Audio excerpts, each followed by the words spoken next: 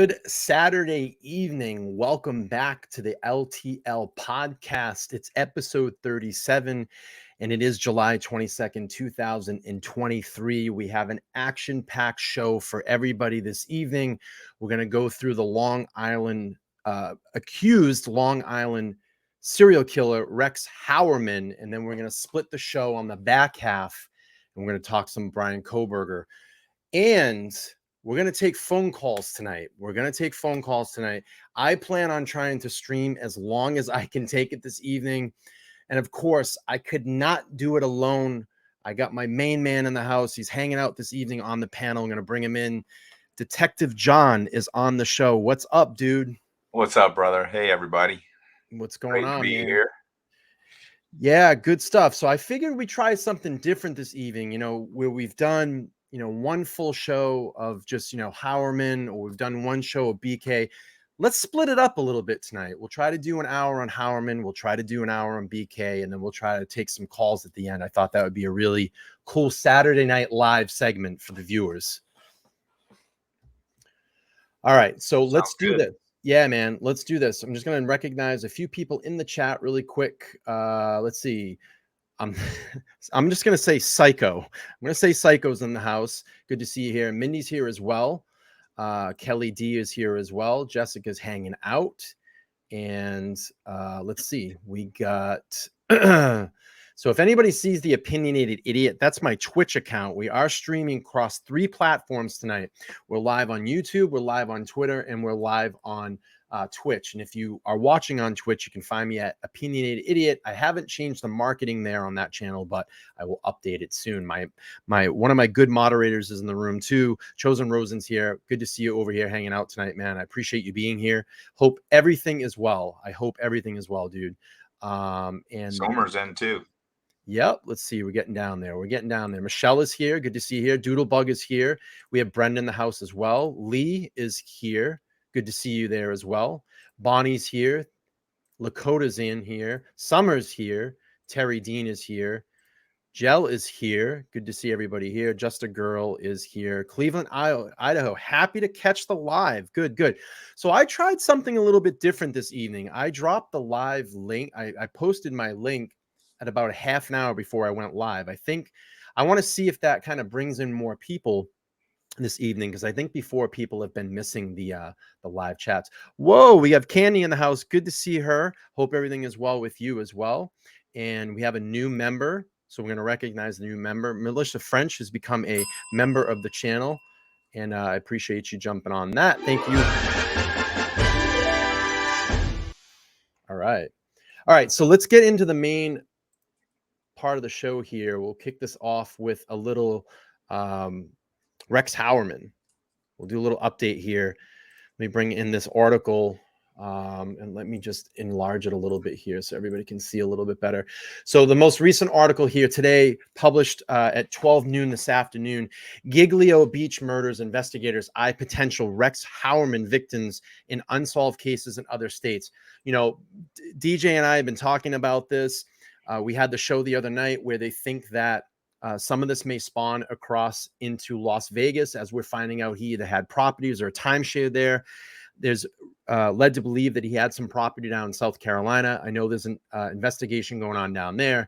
And there's also rumors up in my home state here in Massachusetts that he owned property here as well. DJ and I, before we went live, we're just talking about this. If this guy has done the multitude of crimes that may be connected to him already, I think DJ can agree with me as well, he may be one of the most prolific serial killers of all time. I think he's going to be top 3. I'm telling you that right now. This guy he's done way more. Yeah. And, now we were also hearing reports that they're looking in Jersey City. So the thing that's very interesting to me about this, and we're finding more out about this guy, that, the bodies that they found on Giglio Beach were bodies of known prostitutes, or, call girls, probably more along the lines of prostitutes. I know that we've talked about this. You kind of say there's a difference, and I understand that. But And there's not any shame on that. I don't want to shame any of these people. We've already kind of cleared all that up. It's not a lifestyle that I would want to wish upon anybody.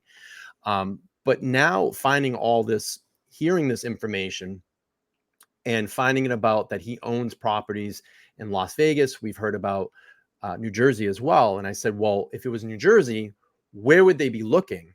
And I said, Atlantic City, because what do we know that's down in that area? What is someone Gambling. probably gambling? You have gambling, you have girls, you have prostitutes, people are going there for a good time. What is the same thing that happens in Las Vegas? You have gambling and you have prostitutes out there as well. So it doesn't surprise me that they're looking in these particular states and looking at these cold cases now. And I'm going to tell you, man, and this guy, I think, is going to be connected to a lot of cold cases if they can prove any of this stuff. What do you think, DJ? I concur, man. It gives me chills because this guy's been doing this for a long time, and I heard when I walked into my office here in the house, and I just put some stuff on YouTube, and I was listening. Somebody was talking about the fact that one of the news outlets was saying that he's got a brother in South Carolina that has property that butts up to his property there, and Wow. this guy's he has bomb shelters. I'm not saying that's weird. Right. He's just a bit of an eccentric, and he lives way out in the boonies, and he's got private property signs all over. The house is like a fortress. There's gates around. I wouldn't be surprised if his brother doesn't know something, and his brother and him may be in cahoots and doing this together. Could Never be. know, man. Never know. I've seen crazy stuff like that before. Yeah, I mean, we've seen, I can't remember the case, but I remember, oh gosh, I know the details of it, but it was two friends that were out in the woods that were essentially capturing people in and around that area. And I believe that they end up shooting a couple on the property and burying them, but they were going out and literally snatching women out in and around the neighborhood, and they were filming them actually like torturing these women and talking to them and mentally torturing them for hours before they actually would kill them. And I can't remember. I want to say maybe the last name of the guy was Chan or Chang, Mike Chang or something along the lines of that. But we've heard of things like this before. Friends or people working in tandem to commit crimes. And I'm not saying that his brother is involved, and as we know right now, he's only accused. So what we're just talking about here is being alleged conversation and just maybe speculating a little bit here. So but we'll go on to read the article a little bit here, and it says the underline here says police are eyeing Heuermann's potential ties to Las Vegas, Atlantic City, and South Carolina. Investigators looking into Giglo beach murders are making sure no stone is left unturned in determining whether serial killer suspect Rex Heuermann had victims in any other states outside of New York. Heuermann is a 59-year-old architect living in Massapequa Park on Long Island at the time of the four Giglo murders, beach murders, and he is suspected of committing. Also owns property in Chester, South Carolina, and Las Vegas. Police are also eyeballing potential ties to Atlantic City. Shame on us if we don't look at Las Vegas, South Carolina, even Atlantic City. We've got to make sure if anyone has any information, Suffolk County Commissioner Rodney Harrison told ABC7 on Wednesday. So Las Vegas. So here gives us a little timeline of the property that he's purchased. So Heuermann purchased a timeshare in Las Vegas, a few miles south of the Strip, on April 23rd, 2005. Oh my God, man. This guy had property out there since 2005. Right. It's crazy. And if they take canines out there, if they get search warrants for those properties and they take canines out there, what people don't know about cadaver dogs, when they're doing a search, if you bury a body, that scent travels through the soil. So it'll go multiple directions. So they could pick up the scent. Let's say the body was buried by a tree. That dog could pick up the scent Yeah. 200-300 yards away, and it would be very difficult with this amount of time to track back to the actual burial spot. So they have to grid it out, and it could be a very tedious Yeah. event. I mean, especially looking back, 2005 too. Yes, that's Charles Neg and Leonard Lake. Yep, that's who I was thinking of. Thank you, Michelle. I see that in the chat. And Tsunami has an awesome quote here from the movie Casino. There's a lot of holes in the desert, and there actually is a lot of holes in the desert. We know what they're talking about. Michelle, yeah, Charles. I think it's Neg and Leonard Lake. Yes, that's a very crazy case. Look into that one if you haven't looked that up. But we'll go on to read here. It says a sex worker disappeared less than 2 weeks after that date, which is fuels online speculation that the Manhattan architect could be involved in her murder. Lindsay Marie Harris, 21, an escort who advertised on Craigslist like Heuermann's other alleged victims, has last seen on May 4th, 2005. On May 23rd, 2005, kids found her dismembered legs while playing along Interstate 55 in Dearborn, I think it's Divernon, Illinois, which is about a 24-hour drive from Vegas, but along the route to Heuermann's home in Massapequa Park on Long Island, New York. The 4 victims Heuermann is accused of killing were not dismembered after their deaths. That's crazy, bro. Let's see if there's any update on any of the other all right, so here's South Carolina. Heuermann also purchased several plots of undeveloped oh man. Heuermann also purchased several plots of undeveloped land that backed up onto a lake in Chester, South Carolina in 2022. His brother, Craig Heuermann, has owned land on the same street since 2001. Neighbors told Fox Digital that Craig Heuermann said his brother planned to retire in Chester and buy out other residents on the street. Police seized Heuermann's green Chevy Avalanche as evidence in Gigolo Beach murders from his brother's Chester property. All right, let's see if we have anything else. So Atlantic City, you're going to talk about maybe the possible ties here. In addition to Heuermann's Vegas and South Carolina ties, Commissioner Harris told ABC7 that there are some murders a couple of years ago that were similar to Gigolo Beach murders in Atlantic City, referring to 2006 Black Horse Pike murders of 4 sex workers in Egg Harbor Township. Wow, dude. Yep, and the similarities are the 2005 she was dismembered, and he's dismembering these girls as allegedly as well, put them in burlap sacks. So yeah, this is going to get deep.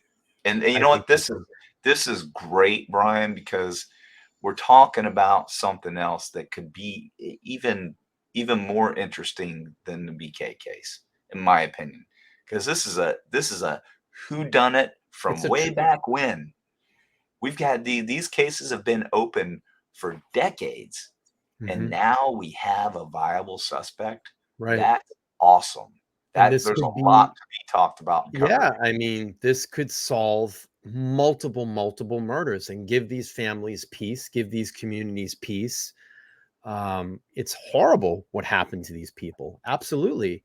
But, we, like you said, we may have a viable suspect now that could be responsible.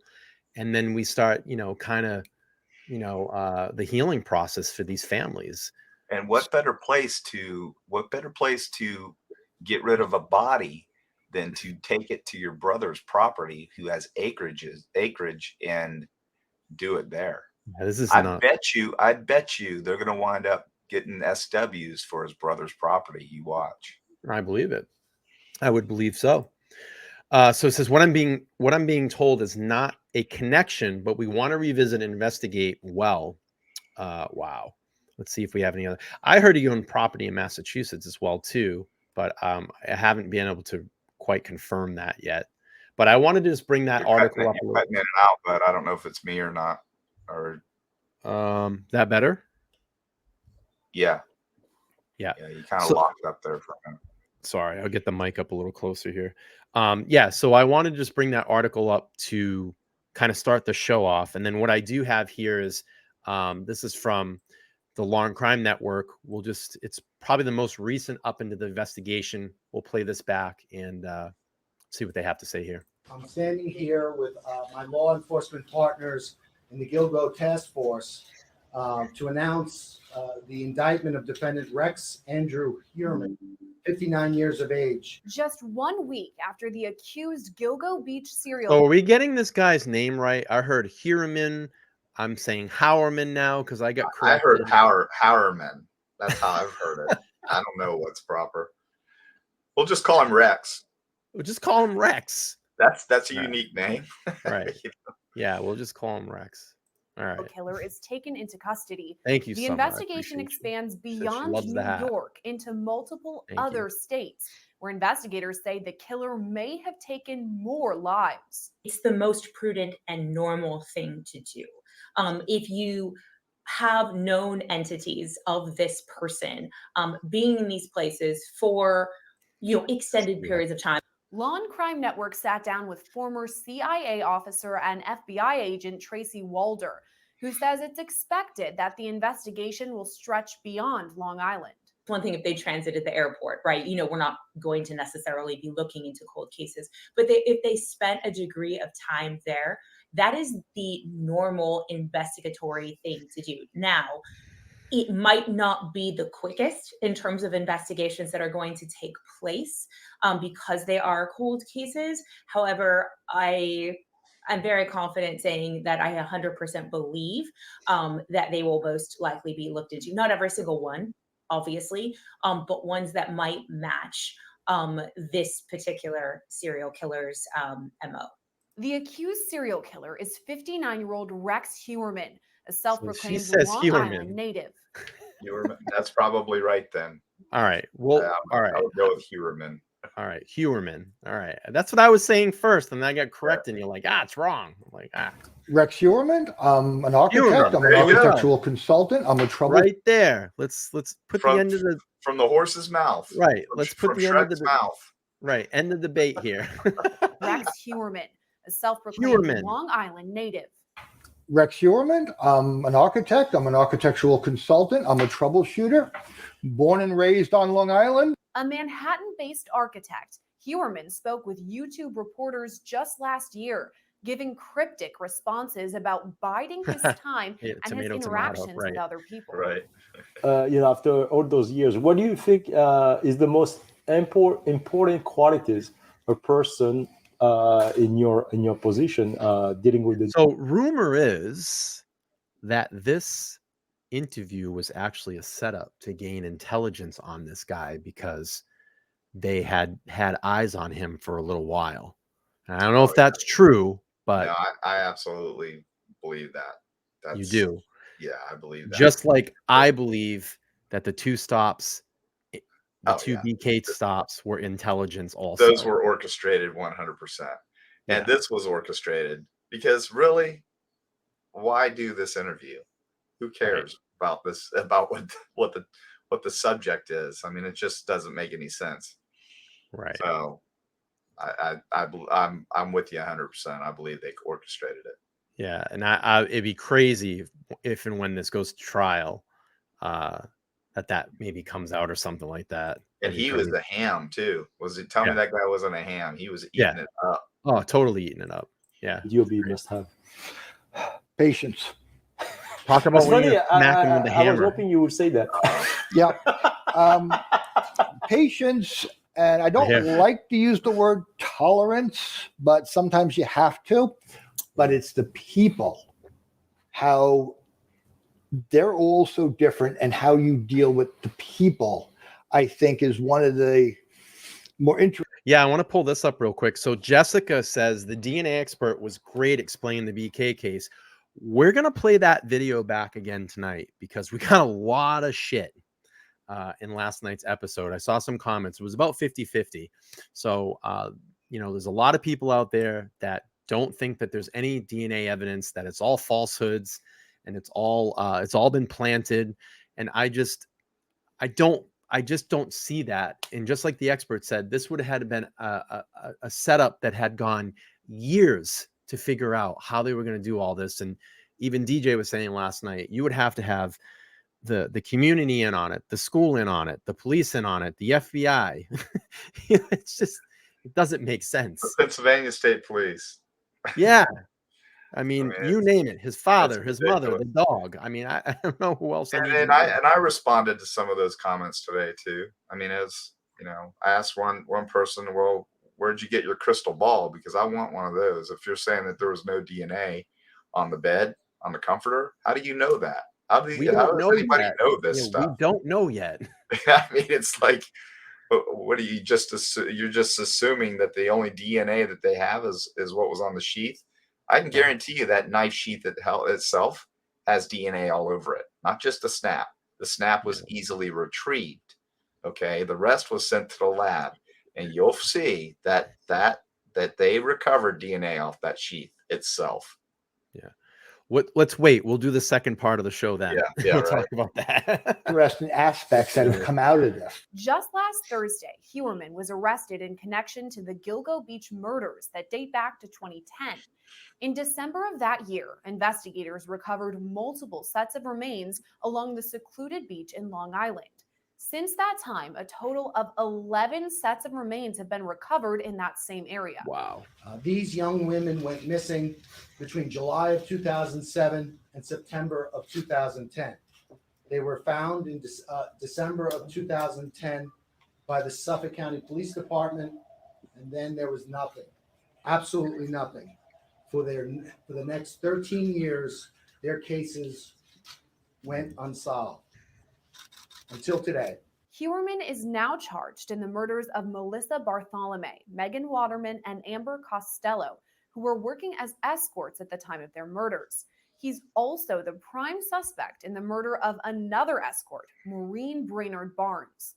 Suffolk County Sheriff Errol Toulon Jr. tells Law and Crime Network Heuermann could soon face additional charges. There have been many search warrants that have been executed, which could hopefully help us lead us to more evidence in the three that he's currently under what he's charged for this arrest, the one that's pending, and if there's any other connection to any other murders, we will then be able to charge him on those also. Since his arrest, investigators have spent multiple days combing through Heuermann's Massapequa Park home on Long Island, reportedly recovering bizarre items like a life-size doll and an arsenal full of guns.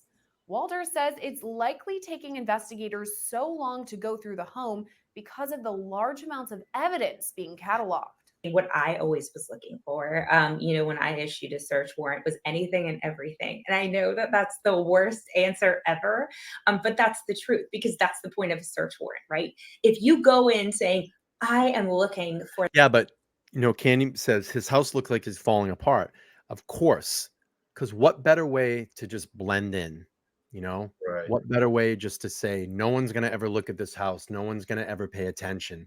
It's a perfect hiding spot for someone like this.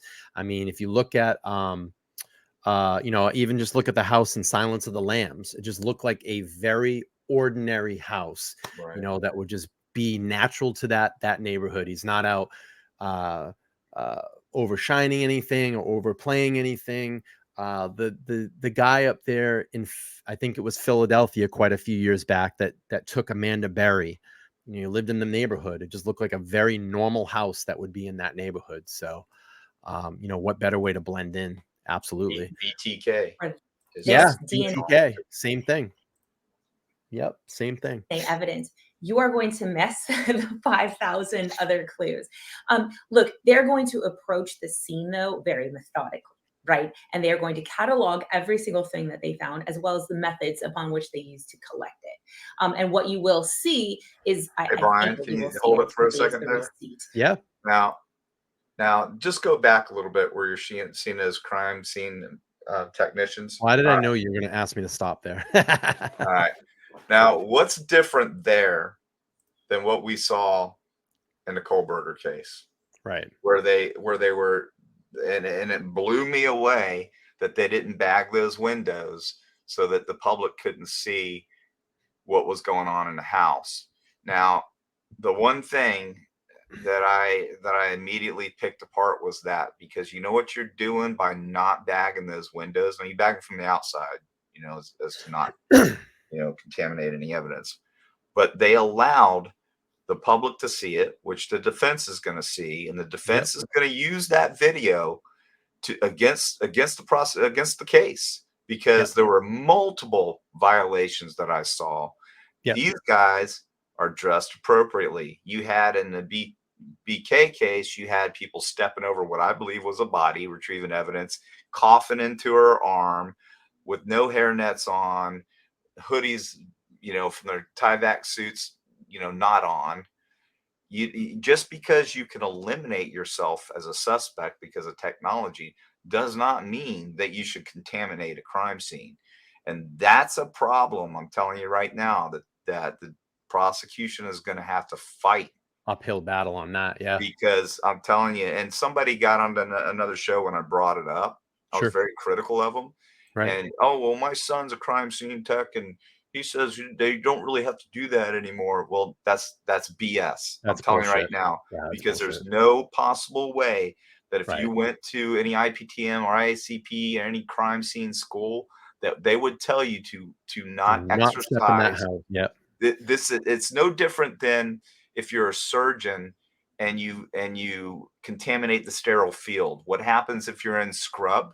If you're scrubbed in and you contaminate the sterile field, you got to go out and re-scrub and come back in. Yep. There's no difference in this. That was, that's going to be some of the mistakes that's going to be, scrutinized. And like we said, we talked about it yesterday in last night's show that, Ann Taylor is going to attack the police department, their procedure, the way they collected evidence. It's the OJ defense. I mean, we talked about this last night, and I think the process. That's all they have. Right. And what happens is if you're good enough, like the Dream Team was back in the OJ case, was they were so good that they attacked the officers, they attacked the process, they attacked the investigation. And what happened? It made the murders go away. And it became about the police department. And Cochran, Bailey, they were just so good at turning that over and making it look like that. That was the perfect storm, because remember, we had Rodney King, we had Watts, we had all this stuff, all these racial tensions. Yeah. And I mean, you've got jurors that have come forward and said that they actually, they acquitted him because of racial tensions. They actually came forward and said that. So you had a perfect storm there, and they exploited it, and it worked, unfortunately. And we'll never recover from it, ever. Right. I'm telling you, this country will be tainted forever because of that case. Yeah, it was a crazy times. All right, let's keep going. Man. I cried. I literally cried. It was just a crazy time in the justice system where it just seemed like everything went wrong. You had so much going on in LA at the time. Things were crazy out there. America was a little bit crazy at the time. Then it felt like that justice wasn't served, in my opinion. The justice system looked horribly bad. It made the LAPD look really bad. It instilled a lot of what's the word I'm looking for? Confidence in police departments. It was just really bad. It was just a really crazy bad time. And I think, like you said, I think this has buckled waves throughout the justice system because of that case. But ultimately, there was some justice when OJ decided to rob someone of his supposed property in Las Vegas. And I think he ended up getting 13 or 15 years. Right. So, all right, we'll keep playing through here. It's upon which they use to collect it. And what you will see is, I think what you will see ultimately is the receipt of the items that were taken. But it's specifically DNA evidence that Walder believes investigators will be searching for. That's really when they make the decision, should I take this notebook? If it doesn't have investigatory value, no. But I might take this hairbrush because it has DNA on it. And that's where you'll start to see the receipt. Most likely they're going to be looking at things that are forensic value. So they will probably be looking for blood. They will probably be looking for any kind of DNA evidence because they have to also establish that he was there at those times as well. And DNA could potentially put him there. More burner phones, more things that he used to communicate. Also, items of clothing that may have been associated. It was ultimately DNA evidence that led to Heuermann's arrest. And once we were able to get some DNA evidence, which we were able to get off the pizza crust, off that and the box, pretty much solidified that we actually had the right person. According to court documents, investigators recovered a pizza box Heuermann threw away in January 2023. The Suffolk County Crime Lab analyzed a piece of leftover crust connecting it to Heuermann. Investigators also found hairs, likely belonging to both Heuermann and his wife, on the bodies of multiple victims. Officials also confirmed. What do you make of that? You think she gets investigated or talked to? I don't think she's involved, but those burlap bags would pick up hair very easily because of just the way they're designed. And let's talk about where these bodies were found. They were found in a marsh, and in a marsh, if people aren't familiar with how that works, you have the ocean, you have a barrier island, and then you have what appears to be a river. And in that river is brackish water. It's not straight up salt water. And that becomes very acidic over time. So you couldn't pick a better place. If you were just going to bury a body, to throw a body in there. And why? Because that marsh smells.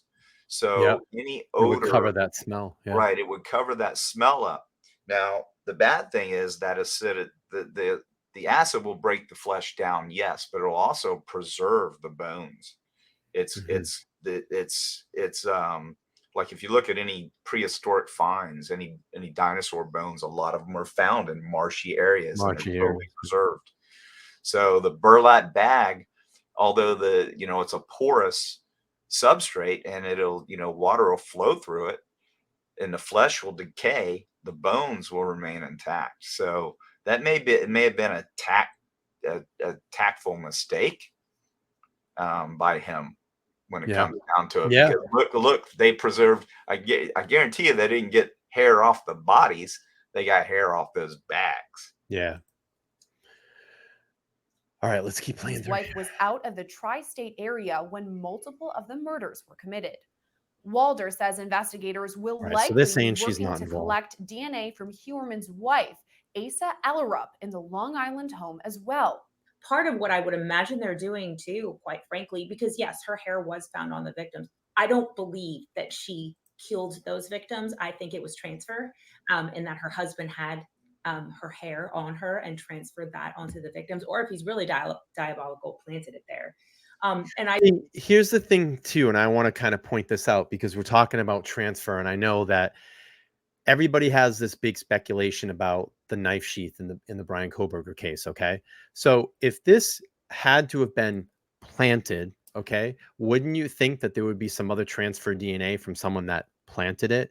Now, granted, they could have wore gloves or whatever, but I would think along the lines, just like BK allegedly did, was mishandled this sheath, and you probably had someone at some point that would handle this without, gloves on. I mean, well, here's the thing too. Maybe I'm throwing shit against the wall and trying to bouncing back and forth. We always wind up back on Kohberger, but right. The sheath. Well, he didn't intend to leave that sheath there. Right. I can promise you that. Yeah. So I'm almost certain of that too. The speculation that he cleaned the sheath before he went there, why would he do that? Right. That makes no sense. So, like I said before, yes, they've got viable DNA off of the snap, which is a smooth metal, surface, and it's easy to retrieve. But the sheath itself is a porous leather. So they sent that off to the lab, and I would be very surprised if his DNA is not all over it, along with the victim's blood. But anyone that says that or assumes that there's no other DNA, I beg to differ respectfully.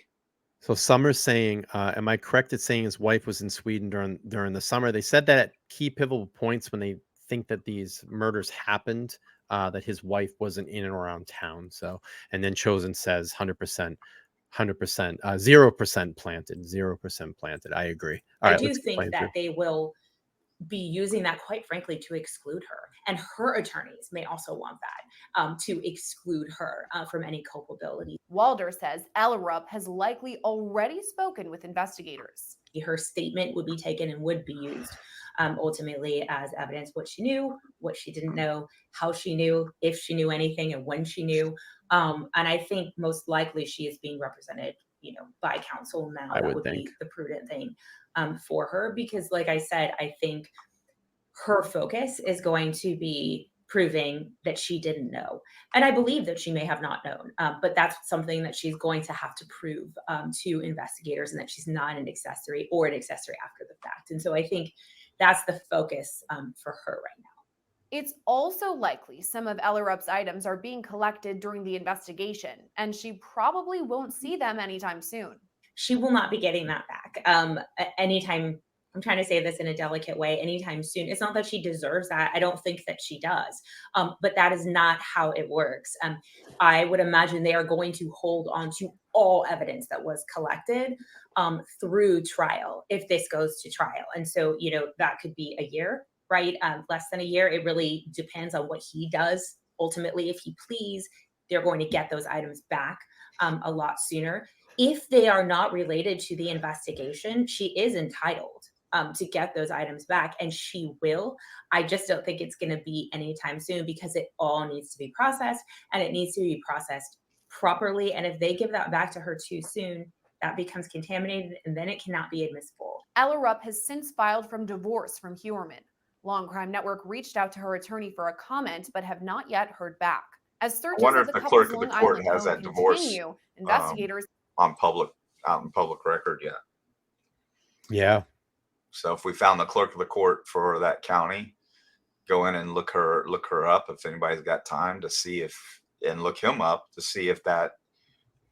I wouldn't think it would be sealed, but it could be. But you can actually see the divorce being filed with the clerk of the court.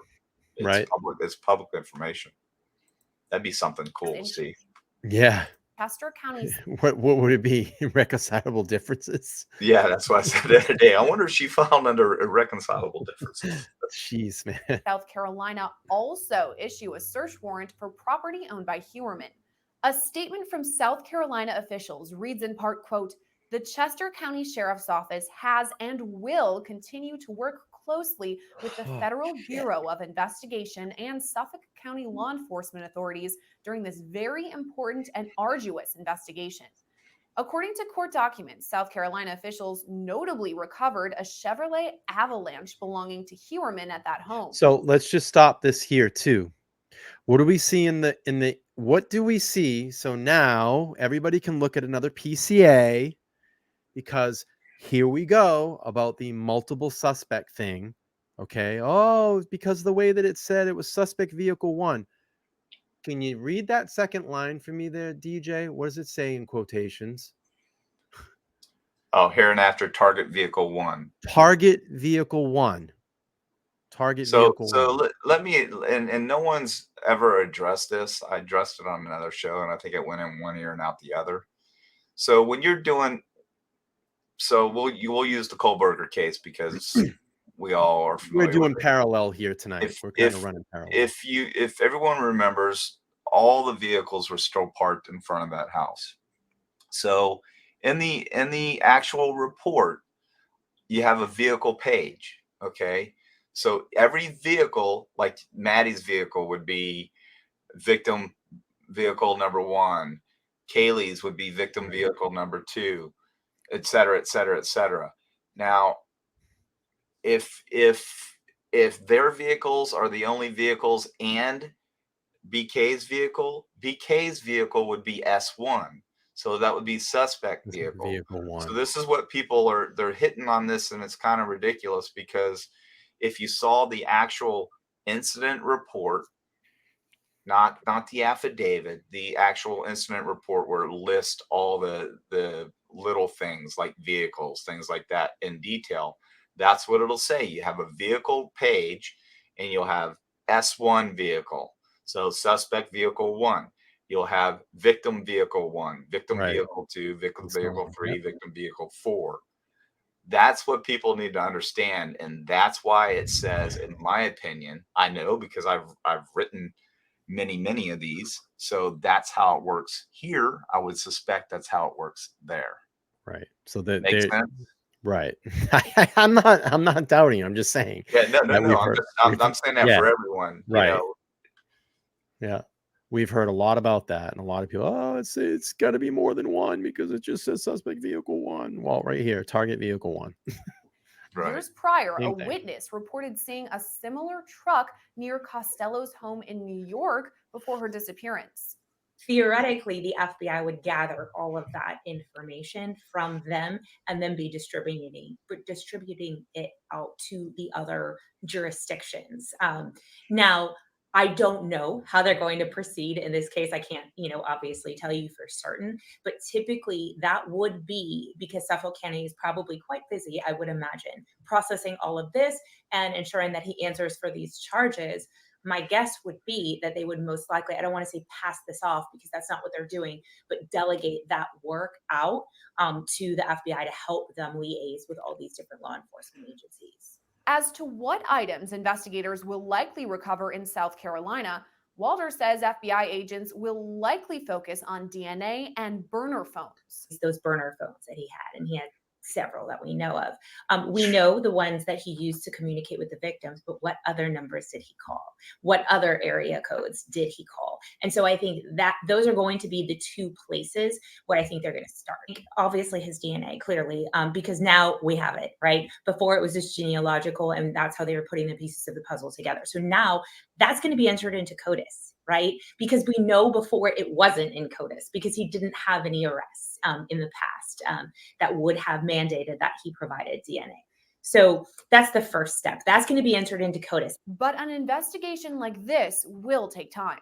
I don't want to say it's going to be an easy thing because searching through CODIS actually takes time. It can take days and it can take months. But that's going to be the easiest thing, the easiest tool that these local law enforcement are going to have. That they can go back. The other thing that I think is interesting that I think we need to think about, because sometimes we don't, a lot of local PDs and even state PDs have a backlog of processing of rape kits. And if they were victims who were murdered and sexually assaulted, those rape kits may not have been processed yet. And that is like this other layer that I don't think a lot of folks are talking about yet. But if local PDs are not receiving the money to process that backlog of rape kits, that could be problematic because then that DNA is not loaded into CODIS, and we're not going to get that match, right, that we talk about. Officials in Las Vegas, where Heuermann owned 2 timeshare condos, are also now taking a look at unsolved cases. I would think one of the first places they will start is with unsolved cases around the time of him being, very active in Las Vegas, particularly those with sex workers. I think that that's something that they obviously will start with in terms of narrowing down the type or the profile of his victim. But we don't know because there's individuals that were not sex workers that were found in the Cocoa Beach area as well. And so I think it'll be interesting, but I would imagine that's where they're probably going to start. While it may not be common for a serial killer to travel to commit murders, Walter says it's possible connected victims could be found. Just want to pull this up. Old-time friend in the room, veteran. So thank you for your service, sir. Appreciate you. He said, don't forget to upvote. Appreciate you, man. Good to see you over here.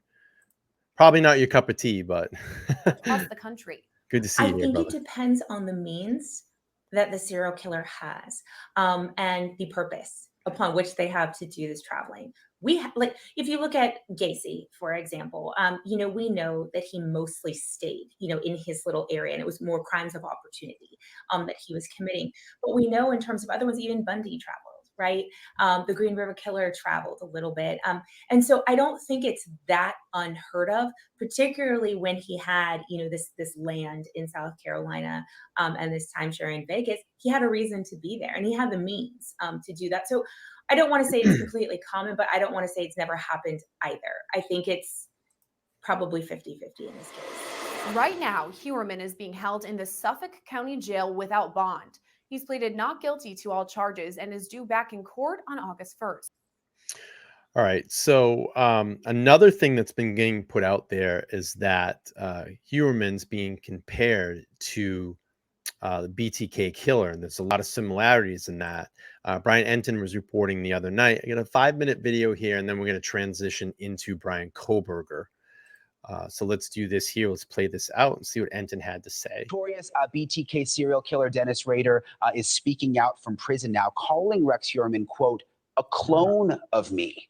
In a letter to Fox News, Rader writes, I was arrested at age 59, married, 2 kids, husband, dad, longtime serial killer, stalker, used electronic devices, lives in a neighborhood undetected. I tell you, Rader loves being out in that public, doesn't he? He always makes these statements when these people get caught. And he has diarrhea of the mouth.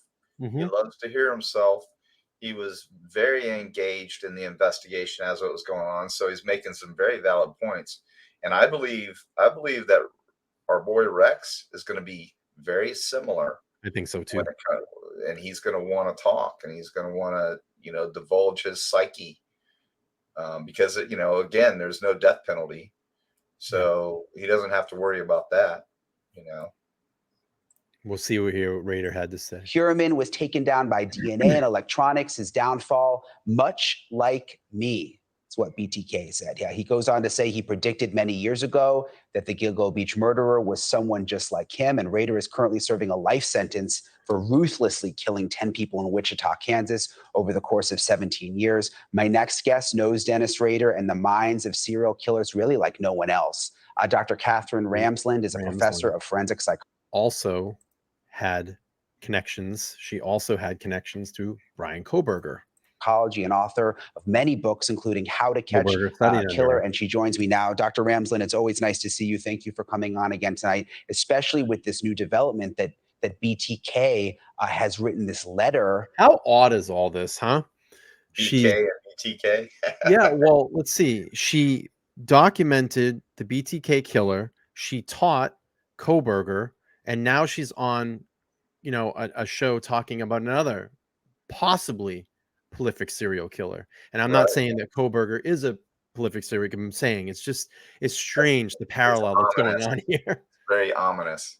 It's crazy. It's crazy for sure. I mean, if that's full circle for her career, holy mother of God.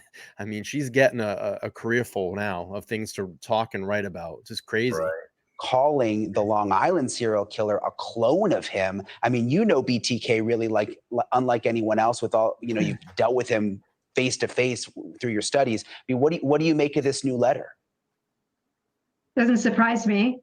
First, Rader used role models himself. He was influenced by Harvey Glattman and H.H. Holmes, to name a few. But he also wants to have some spotlight in this. He wants people to check this out.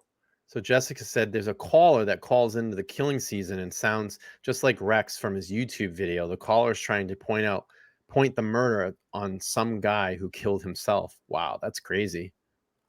Really? Is that recent? Was that recent, Jessica? Because it wouldn't be now, because can you send that to Brian? I mean, yeah, that would be arrested. Yeah, we could pull that up. If you can find the video and tell me what timestamp it is, I'll pull it up. Let's play this up. Know that he made the right prediction, and he wants people to know how similar Heuermann is to him. I think he really just likes to have the attention back on him. What he did do, though, is he lays out all these parallels, and what surprised me is he forgot one, and that is that when he was talking to the police right before he was caught, he had sent them a note telling them to address him as Rex. And by that, he meant they were to talk to his private parts.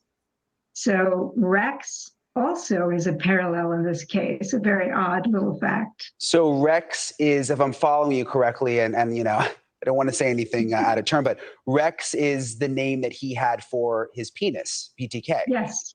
That's right. What? So interesting. I mean, I guess it's just a coincidence that this other guy is now named Rex. Original, but it is interesting that Rex.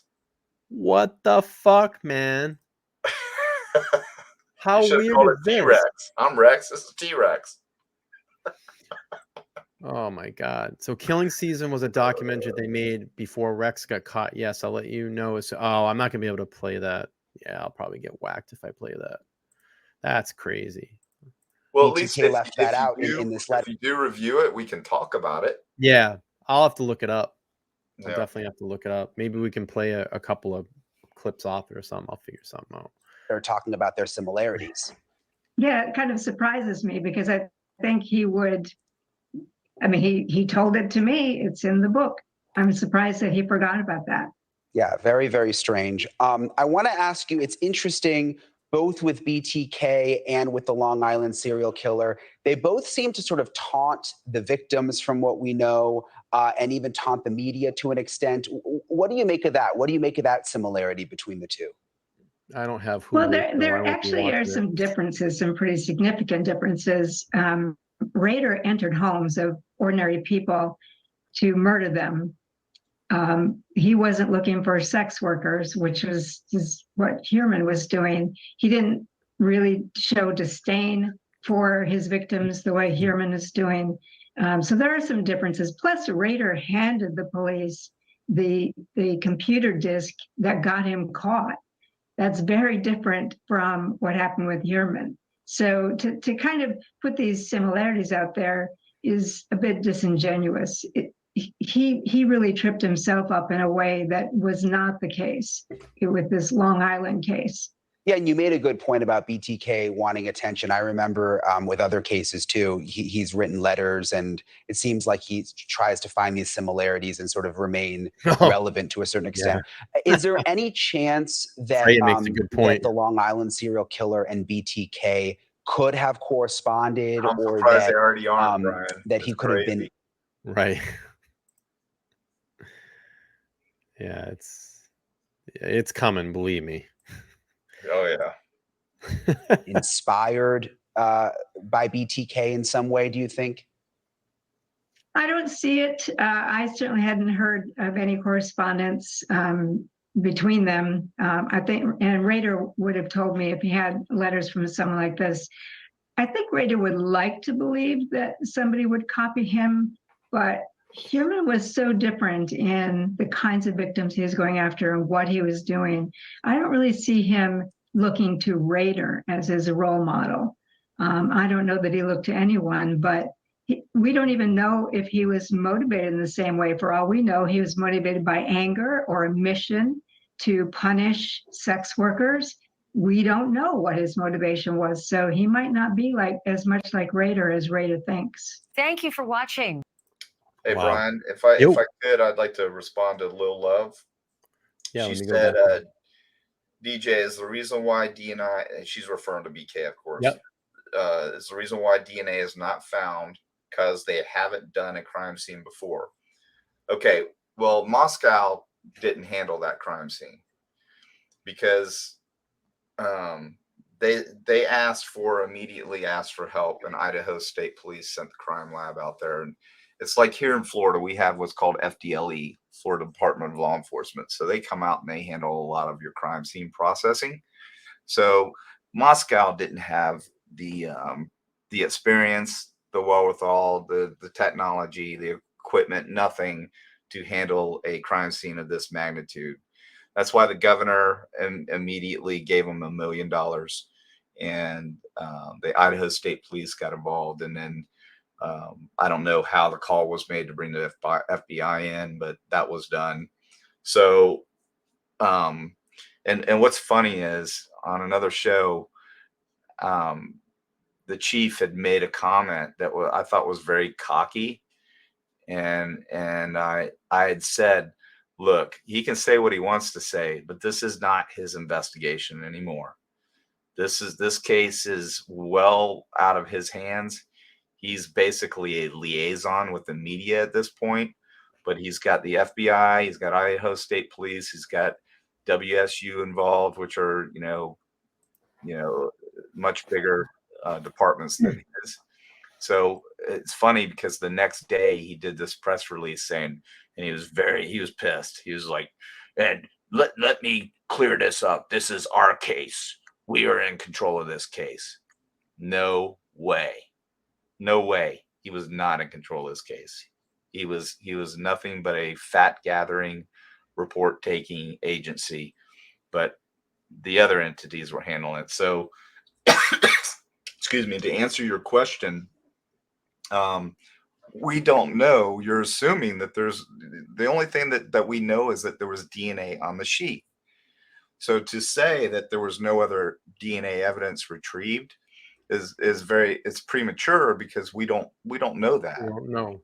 We don't know what was retrieved because there's a gag order for one, and we don't have access to any of the reports. This is all going to start coming out in the evidentiary hearings, the suppression hearings. These are all you're going to start getting info when these hearings start taking place. But until and if the judge releases the gag order, we're not going to hear anything unless somebody leaks something. Yeah, which has been happening. So to assume that there's no other DNA, I would 100% say that there's other DNA. Yeah. So is a great segue, because we are going to get into the Bryan Kohberger segment of the show now. We're about that hour mark, and I want to do kind of a split show this evening. So we'll start answering some questions here first, and then I do have an article, because Monday is going to be a very important day in the Bryan Kohberger case. But let's just get to this question first. So I just heard that if Bryan confessed to his lawyer, he can't produce an alibi. Do what now? I just heard if Bryan confesses, he can't produce an alibi. I don't think that's true, because attorney-client privilege. Yeah, she's still got to defend him. Right. That's a question for an actual lawyer, trial lawyer. Yeah, I wouldn't have the answer for that. I can answer a lot of things, but I'm not sure. I'm not sure about a lawyer. Yeah. All right. So Melissa French, will just get this out of the way as well. She's asking, Detective John, do you still talk to or go on to T-Rev's channel anymore? No, I do not. And I will address that situation when I start my show, and I will tell the story. I've got a story to tell, and you will all want to tune in, because I'm telling you right now, there's some things that happen that are very disturbing to me, and that's why I pretty much kind of let everyone know in chat that I wouldn't be on the show much more anymore. But that's something that I'll address for another day. But there are some things that you all need to know, and I will divulge what I know, and it will be quite embarrassing. That's all I'm going to say. As far as LTL podcast, I just want to put this out there. Go ahead, John. Yeah, you have nothing to do with that, Bryan. In fact, you said, hey, leave me out of it, and I haven't tried to drag you in it at all. But somebody asked the question, what's going on. That's information between John and T-Rev that has nothing to do with me. So I just want to make sure that I put this out there, and I just want to put this out for the ether, because I know people watch this stuff. I have no issue with T-Rev. I respect him, and I respect his channel. He's got his, what I call, shtick on his channel, and he does a great job at it.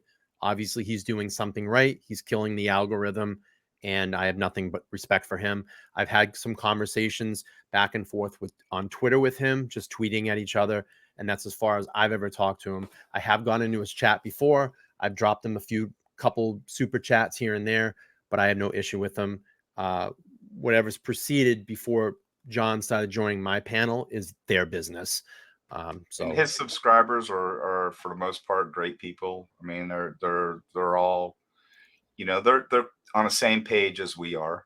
They're for justice, and they lean toward, the law, and they don't jump into these conspiracy theories. There are some that still go to the show, and that's what I want on my show. I want both.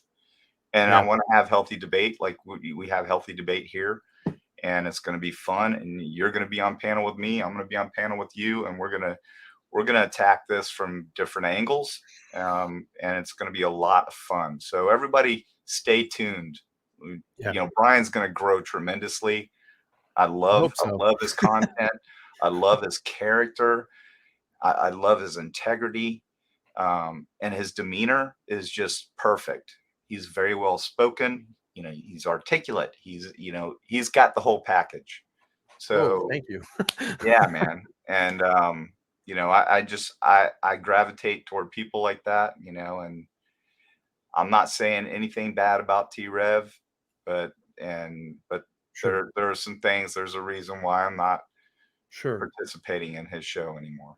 Yeah. Okay? So Jessica said, I've never heard T-Rev say anything bad. Yeah, I have nothing bad to say about him. I don't even know him. I've never even had a conversation like this with him. So I respect what he does. He has a great channel. His audience is fun. I love listening over there every once in a while. He's got some really crazy people that call in a good way. I'm saying not anything bad. And I appreciated my time over there. It was kind of an accident how I even wound up on the show. And I appreciated the time and met a lot of nice people. And, it was great, while it lasted. But, I'm a kind of a straightforward guy. I don't get into lies. Right. And I certainly wouldn't throw somebody under the bus. If I make a mistake, I own it. Mm-hmm. And, you'll hear the story. And when you guys hear the story, you guys will understand what happened. And it has nothing to do with me. It has something to do with someone else that was crucified on his show recently. Okay. And that person I feel very bad for. That's all I'm going to say. Let's move on. So Michelle says, I agree with you both. It's between T-Rev and John, not the rest of the world. Sure. So whatever proceeds after this is their business. Like I said, it doesn't have anything to do with me.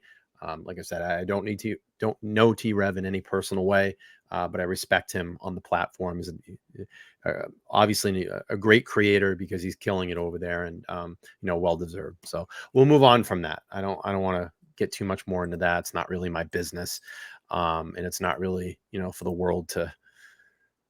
They'll figure it out. that's you guys. All right. So big day coming up on Monday. Here we go. We're going to get into the Idaho segment here. I know everybody's been waiting for this.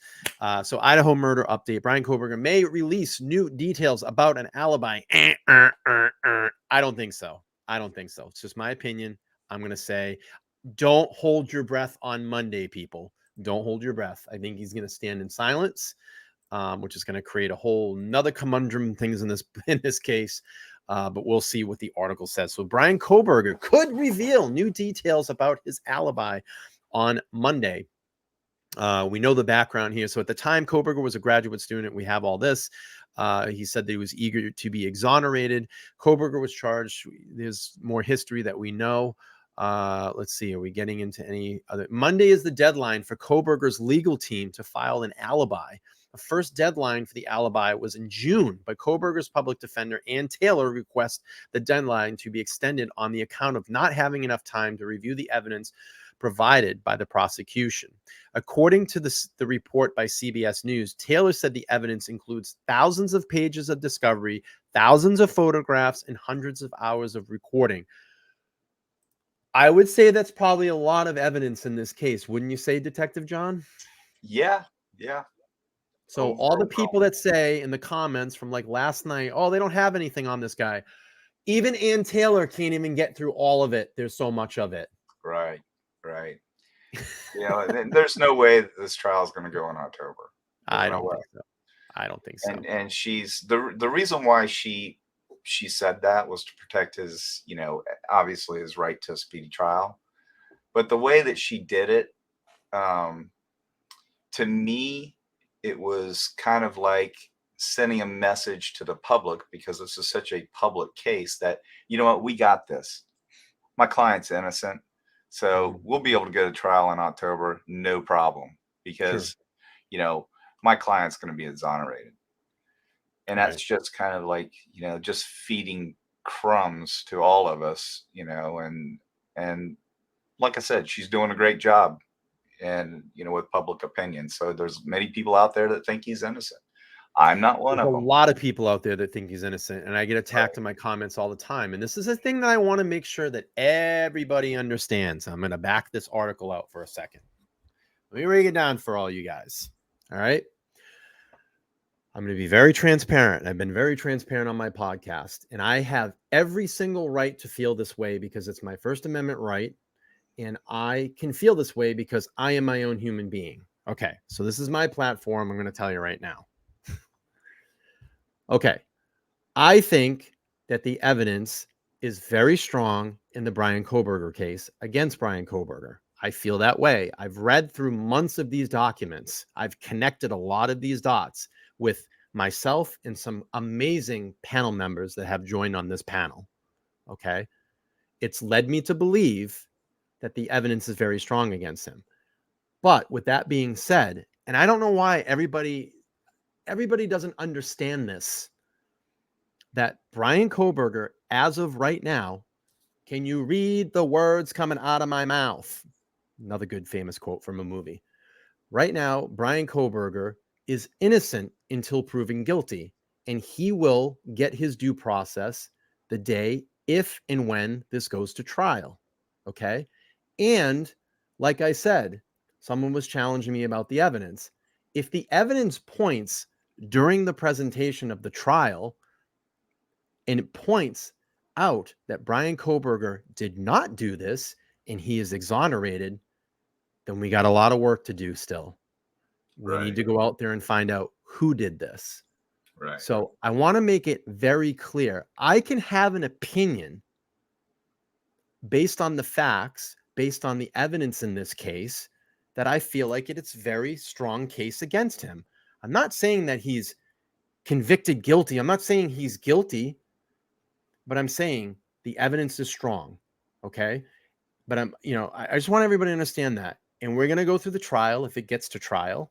We don't know. He could take a plea. We don't know. We don't know. But that's how I feel. And I'll respond to Kelly D. How I feel. Kelly D says it's really frustrating, all the misinformation. He's innocent until proven guilty in a court of law. Absolutely. We are not the court of law. No, we are not the court of law. No. The only thing that I try to bring to the show is just how the investigation took place, what's going on, how these hearings are going to come to fruition and what they're going to talk about, what they're going to try to do.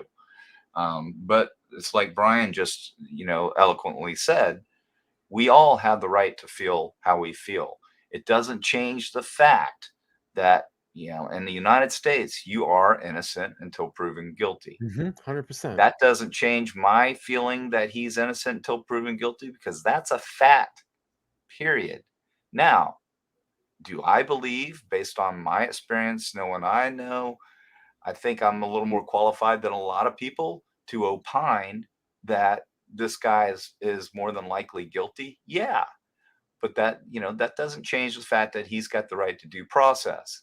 Now, you need to keep in mind, circumstantial evidence is what we have right now. We're hearing a lot of. We do have some physical evidence, which is the DNA on the sheath. Okay, but there's a lot more here. And we'll get into this. That's me using my common sense to come to that conclusion that he's guilty. And that's the thing, is that I have lost a lot of people in my live chat. I have lost some people that have unsubscribed because I don't toe the rope like other channels. It's sexy and it's fun to twist the narrative, and it's sexy and fun to sit there and listen to 5-hour streams with 9 million people coming in on those panels and throwing all this other crap that's out there. And in fact, and the way that I look at it is you're just really muddying the water. Right. You're really leading people in misdirection. Why don't you do this? Why don't you have a podcast or a live where you pull up documents and you read through them in a very thorough way and let your audience members decide, instead of taking them down this fucking yellow brick road that it's not the right way to go about this. Read through the documents, You know what, Bryan, what people don't realize, and I think they just don't know this fact, circumstantial evidence is evidence. So people think that just because they have circumstantial evidence that doesn't mean anything. Well, it's the culmination and the preponderance of the evidence that will be put together in a trial by the prosecution team, and they're going to paint a picture for all of us, just like they did in the Murdaugh case. You know, they're not going to have all the facts that because BK is not going to tell us. Okay. So they're going to give you a summary as to what they think happened and why they think it happened. Now, yeah, you know, that's all up to the jury to decide whether they buy it or not. It's funny, Brooke just typed that as you were talking through it. She said, you can get convicted on circumstance alone. I've seen many people put away with much lesser evidence than Bryan against him.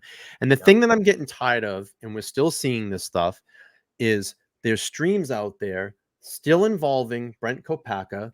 That is a veteran that has passed away. And this poor guy's name keeps getting dragged through the mud that has nothing. There's no inkling that that guy is involved in this case. Let that man rest in peace. I'm tired of this. It's disgusting. I still see streams that pop up. There was a creator that was making like 3 or 4 days out of this. I'm like, leave the guy alone. You know, we've settled this. Didn't Dateline do a special on him and just was talking to one of his close friends and say, I cannot believe that they're continuing to drive this poor guy's name through the mud. You know what, Bryan? I'm going to make an analogy, and some people may not like it. Okay. So, and my analogy is going to be referring to when a dog defecates in your yard. So when your dog defecates in your yard and you leave it there and you don't pick it up, what's attracted to the flies? Okay. So these other creators that are pushing these crazy narratives, they're the feces, and the flies are the subscribers that come to them every day.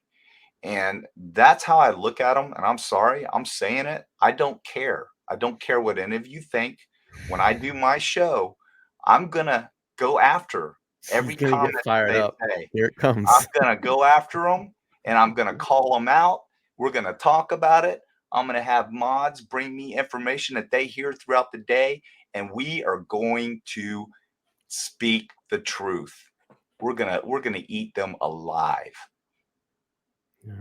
And I can't. In the end, we'll see what happens. Now I'm not going to say anything bad about them. I'm just gonna repeat what they said.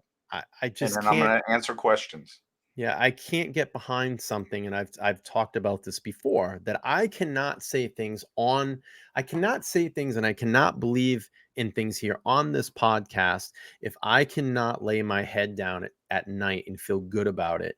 I would not be out there saying anything. And the thing is that when you're bringing these people up, you're dragging their names through the mud, you're dragging their families through this horror. You're making implications about these people that have nothing to do with this case.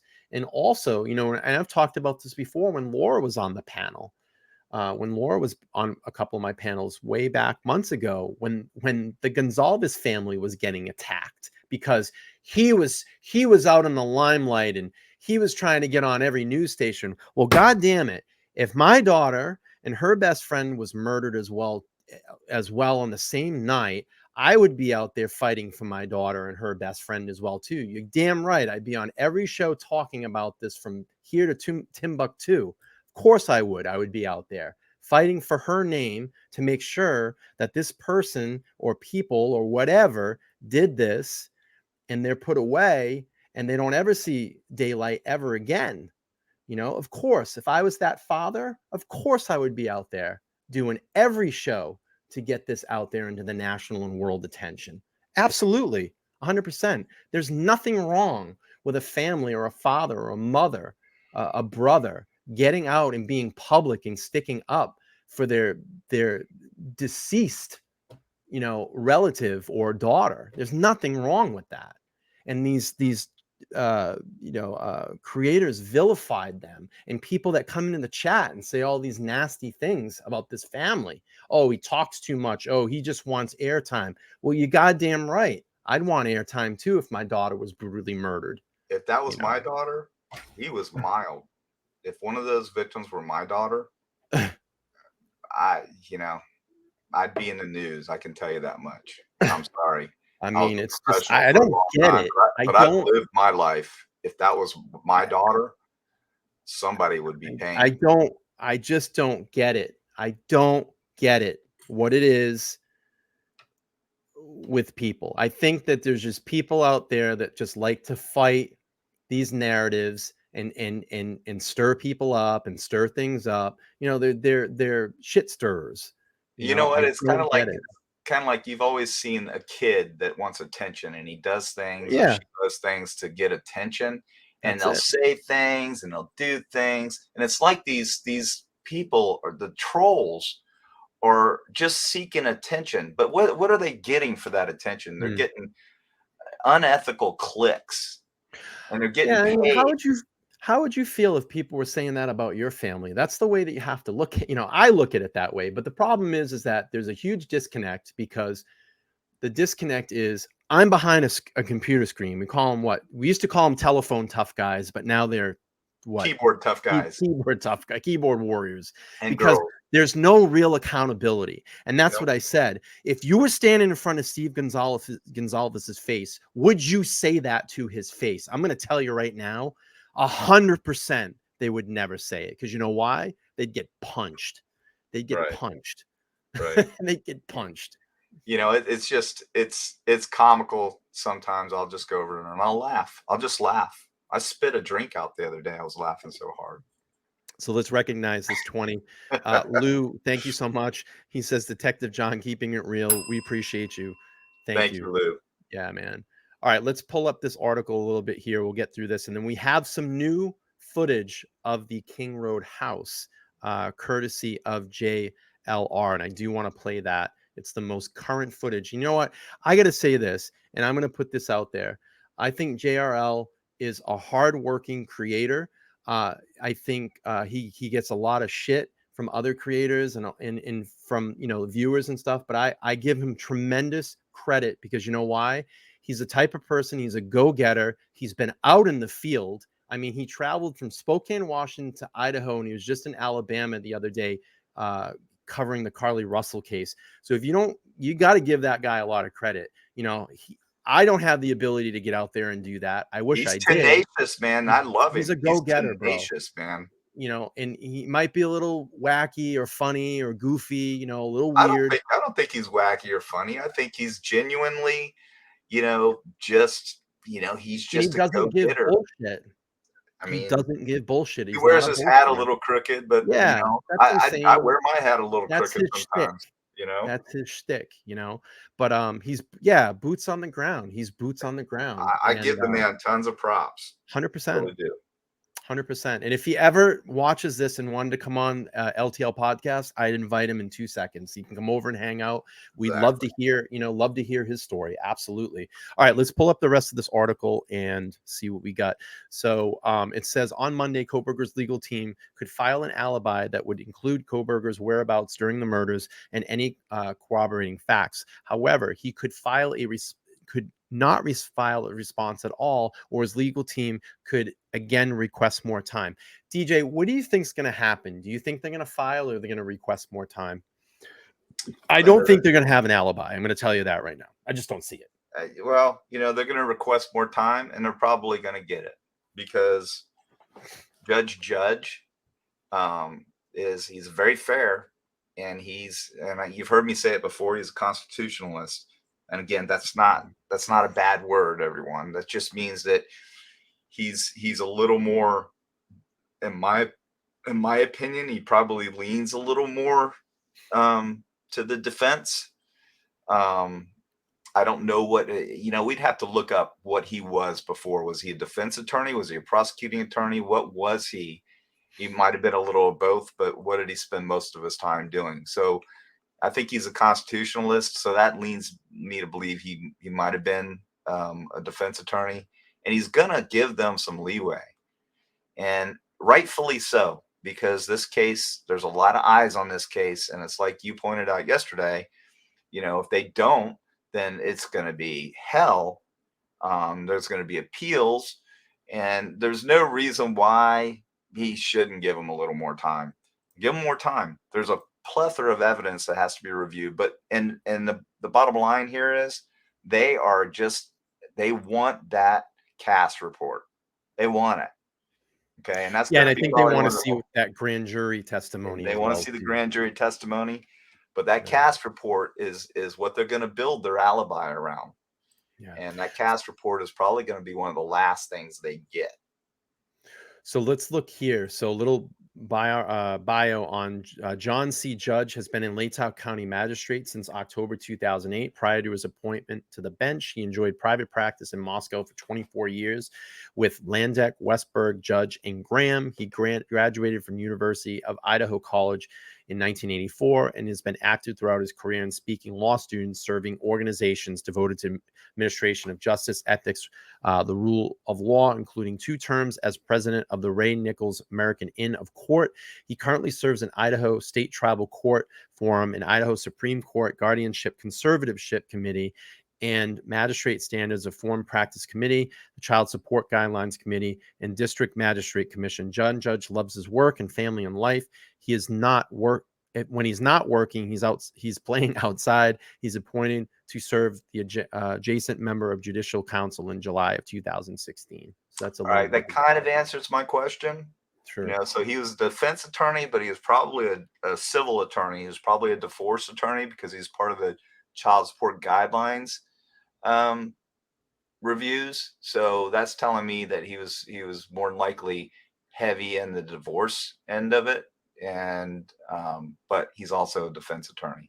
Yeah, I gotta actually point this out. So JLR, right? He's been down in Alabama investigating the Carly Russell case, and that was that young lady that pulled off the highway. You know, the case we did the other night down in Alabama and faked it. Well, I wouldn't say faked, but said that she was abducted. She got saw a 2-year-old baby, a small boy off the highway, and ended up disappearing.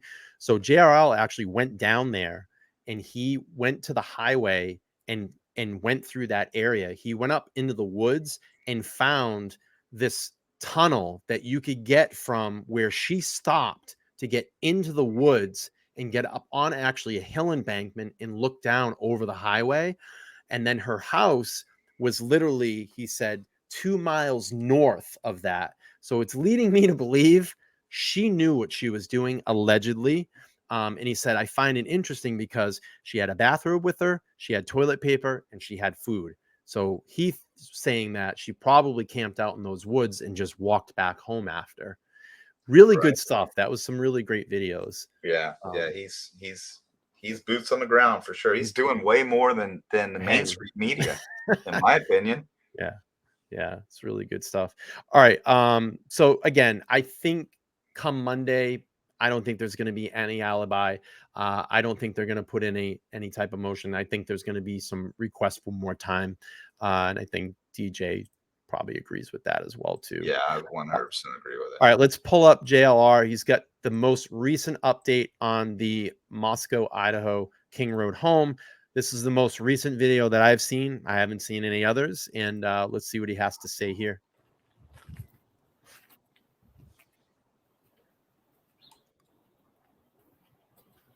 So you can see that security tower off to the right. It's all it looks like it's all fenced in now. Look, that fence wasn't up before. I know you could probably get into that backyard. Obviously, the house is still all boarded up. To the left, you have a toilet area for the guards, and but we'll see what he has to say get a feeling for the area. There's the apartments. Oh, and we might get some views here on the surrounded houses that have been blurred out on Google. So let's see what we got here. Now that house in front, that one to the right, that's the one that has the light bulb camera. Or had the light bulb camera.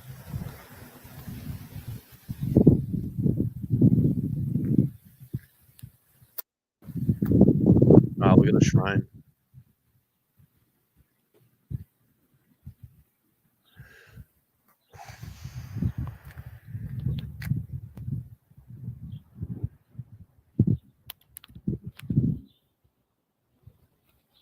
I wish he'd walked. I hope he walks that street. I want to see some recent video of that street. Well, he tried to walk up the side of the complex. Yeah. And they came out and told him he was trespassing. So, I mean, really quiet down there. You would think there'd be more people, but they're probably really chasing people out of there, I'm sure. Yeah. I would want to go around the back and get that bird. Yeah. That's where I would be. Yeah. Does he do that here? Does he go around the back? I watched this the other day, but I don't know. I've watched some stuff. Because that's eerie to me. Yeah. Come on in. We'll talk. Let's see what he says here. So he did this was a live he did the other day. It's about 15 minutes. I saw we'll try to play through it. He needs to get one of those shoulder harnesses that holds body. Yeah, I think he does. Yeah. All right. Let's see what he has to What's say it looking here. like? Maybe we can gift him one. Right. So the home is still up. Good reception. Hi, Arkansas Penny. So they got a couch in front of the home here. That was not here the last time I was here. So I think that's the couch from the backyard.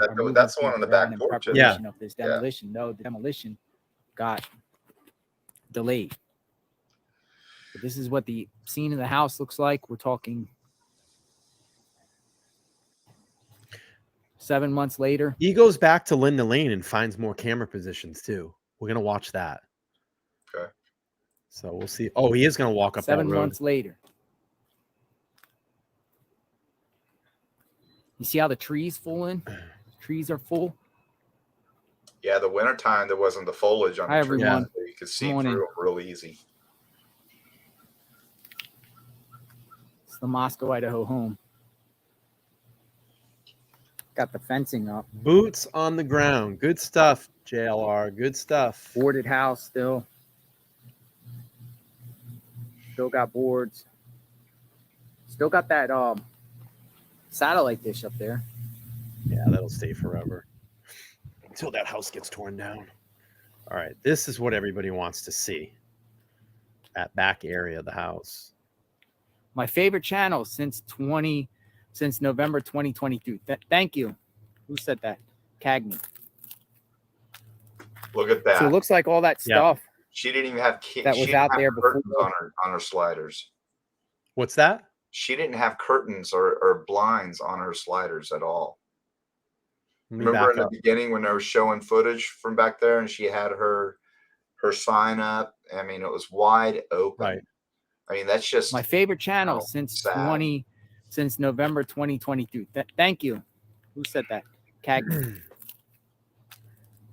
So it looks like all that stuff that was out there before. I think there was a grill last time and everything got moved.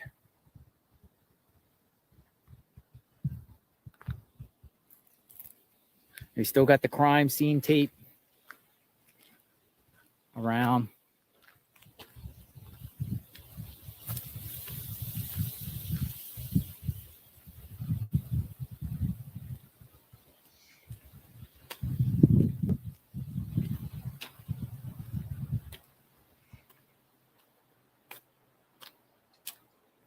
DJ, let me ask you a question.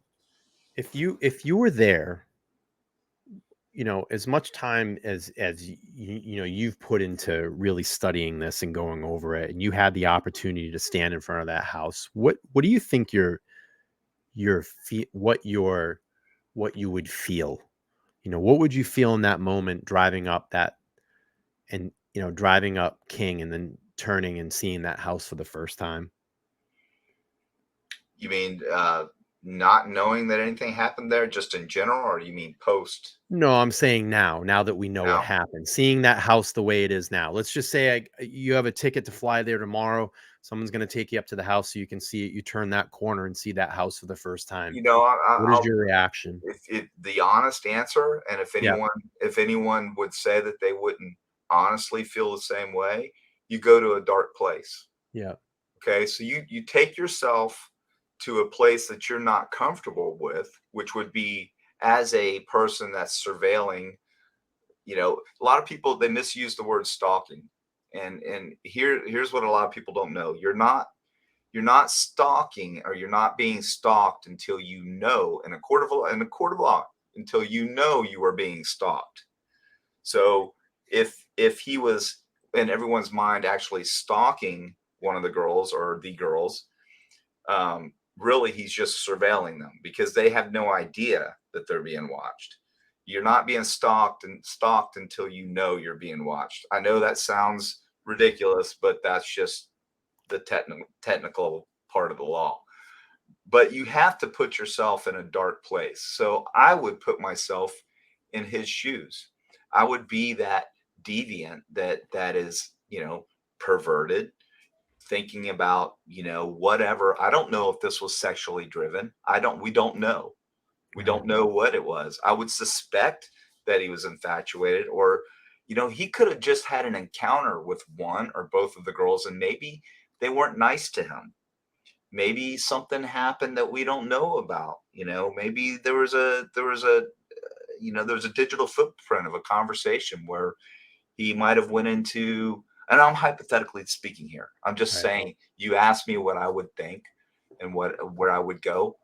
I would put myself there on that back lot right there where if you want to go to that picture and put it up, I'll walk people through what I would think. So here we are now. Pan over to the actual house.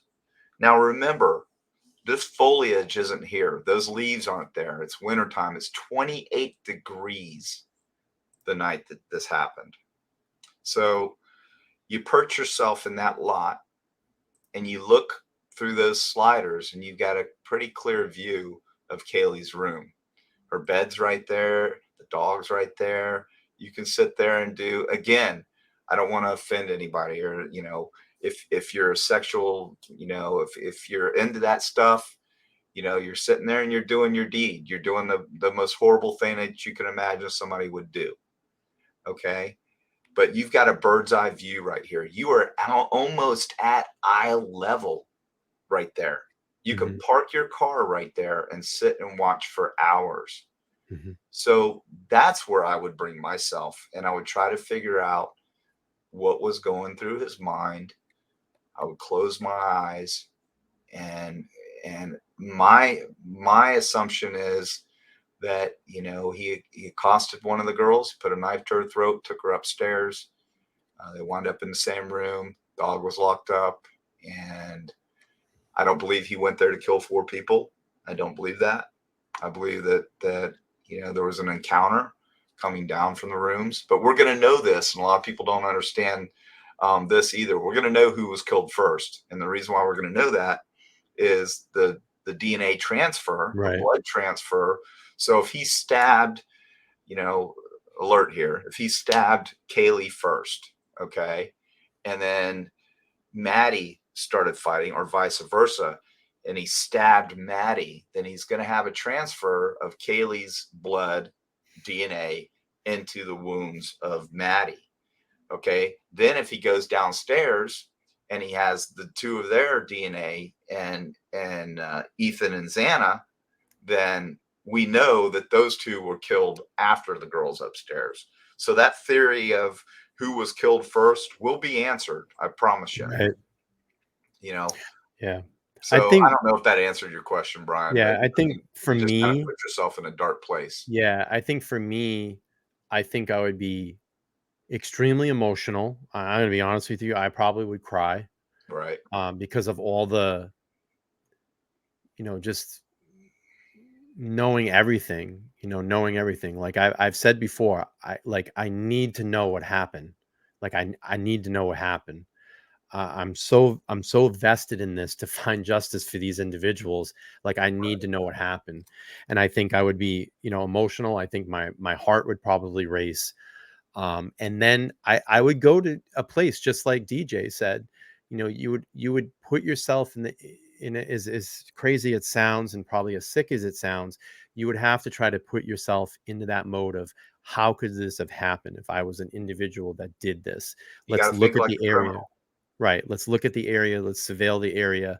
Let's try to put in some scenarios of like how this all went down. So it definitely be a very emotional experience for me. I know that for sure. All right, let's play through. Go ahead. And you know what? I've closed my eyes many times on cases and done the exact thing that I just described to you.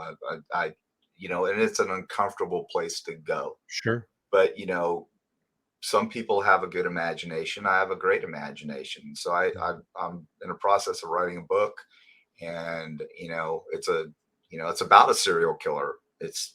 There's no truth to it, but it's one day I'll finish it. All right, let's play this, and we'll get some eyes on the house here. And everything got moved.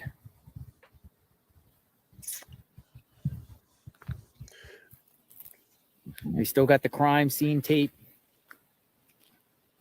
And when we're done, Brian, if we could, we can talk about the destruction of this house afterwards, because I've got points I'd like to make. I know you do too. Yep.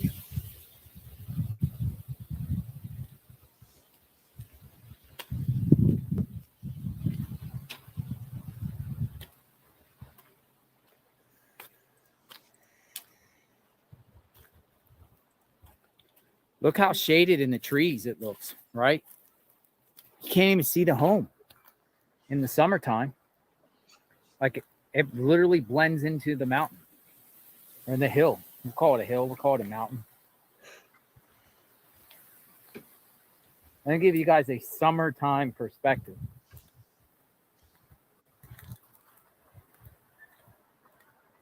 Okay, cool. He's going to go back down in the neighborhood. These are that. Oh, good. He's going to point out where the camera positions are and stuff. Cool. Right. See that view right there? I mean, that's like, but if you go, you're almost at like eye level, bro. Like you're right there. You're right there. Like it almost looks like you could literally just jump from there and grab the railing. It's so close. But Kaylee's slider is on the far side there.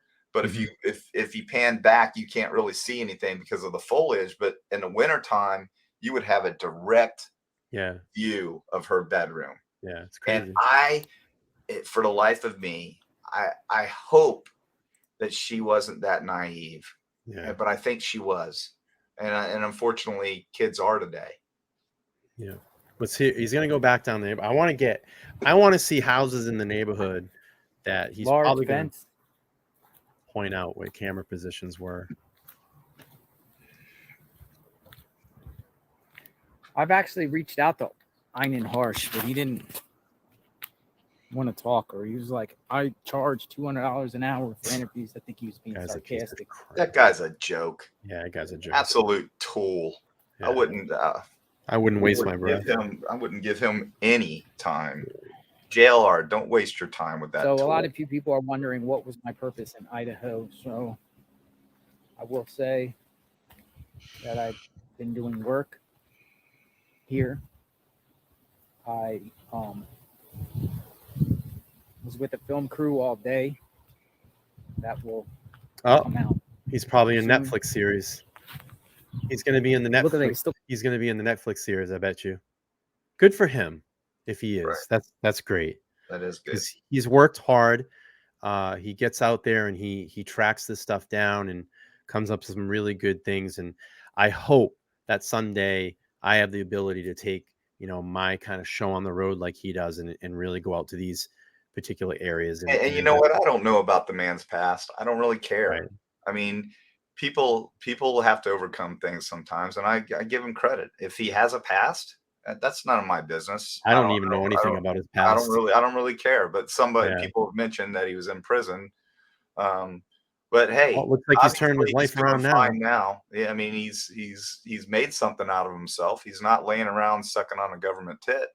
Yeah, that I know of. I mean, he's obviously doing something with his life. And I mean, from his lives at his house looks nice and clean. And I don't know anything about the man, but I just admire his work that he gets out behind his keyboard and goes to actual locations and hunts this stuff down. So yeah, I got to give him some credit. Hey, we a lot more than I am. We need him. Yeah, for sure. I mean, I appreciate it. And I hope he doesn't mind that I'm playing this on my podcast because. No, I don't think he's that type of person. I think he could care less. He enjoys it. Yeah. All right. Let's keep playing through here. Still got that guard shack there. Still got that cool guard shack. His boots on the ground. Yep. I wonder if there's someone in there right AC now. Too. Got AC in the mix. And then they got these stuff. You have to. You would fry in that thing if you want. All right. Go to the front of that. Yes, it's what we want to see. That is to the left is where that light bulb camera was. And hang on, this house to the left that he just spun around has been blurred out by Google as well. And I want to see that. Let me see if I can go back. Hang on. So the house to the left is the light bulb camera. Okay. I'm just pointing this out for everybody. When he spins to the right, neighborhood, this house has been blurred out as well too. So I'm thinking in some way here, there's got to be a camera position somewhere. Right. But I mean, I can't see anything here because of the blurry video, but. Well, they may also blur it out just because they may just be witnesses there. Sure. Yeah, I think somebody's in it. Wouldn't have to be a camera. I think somebody's in it. Yeah, I got the no trespassing sign.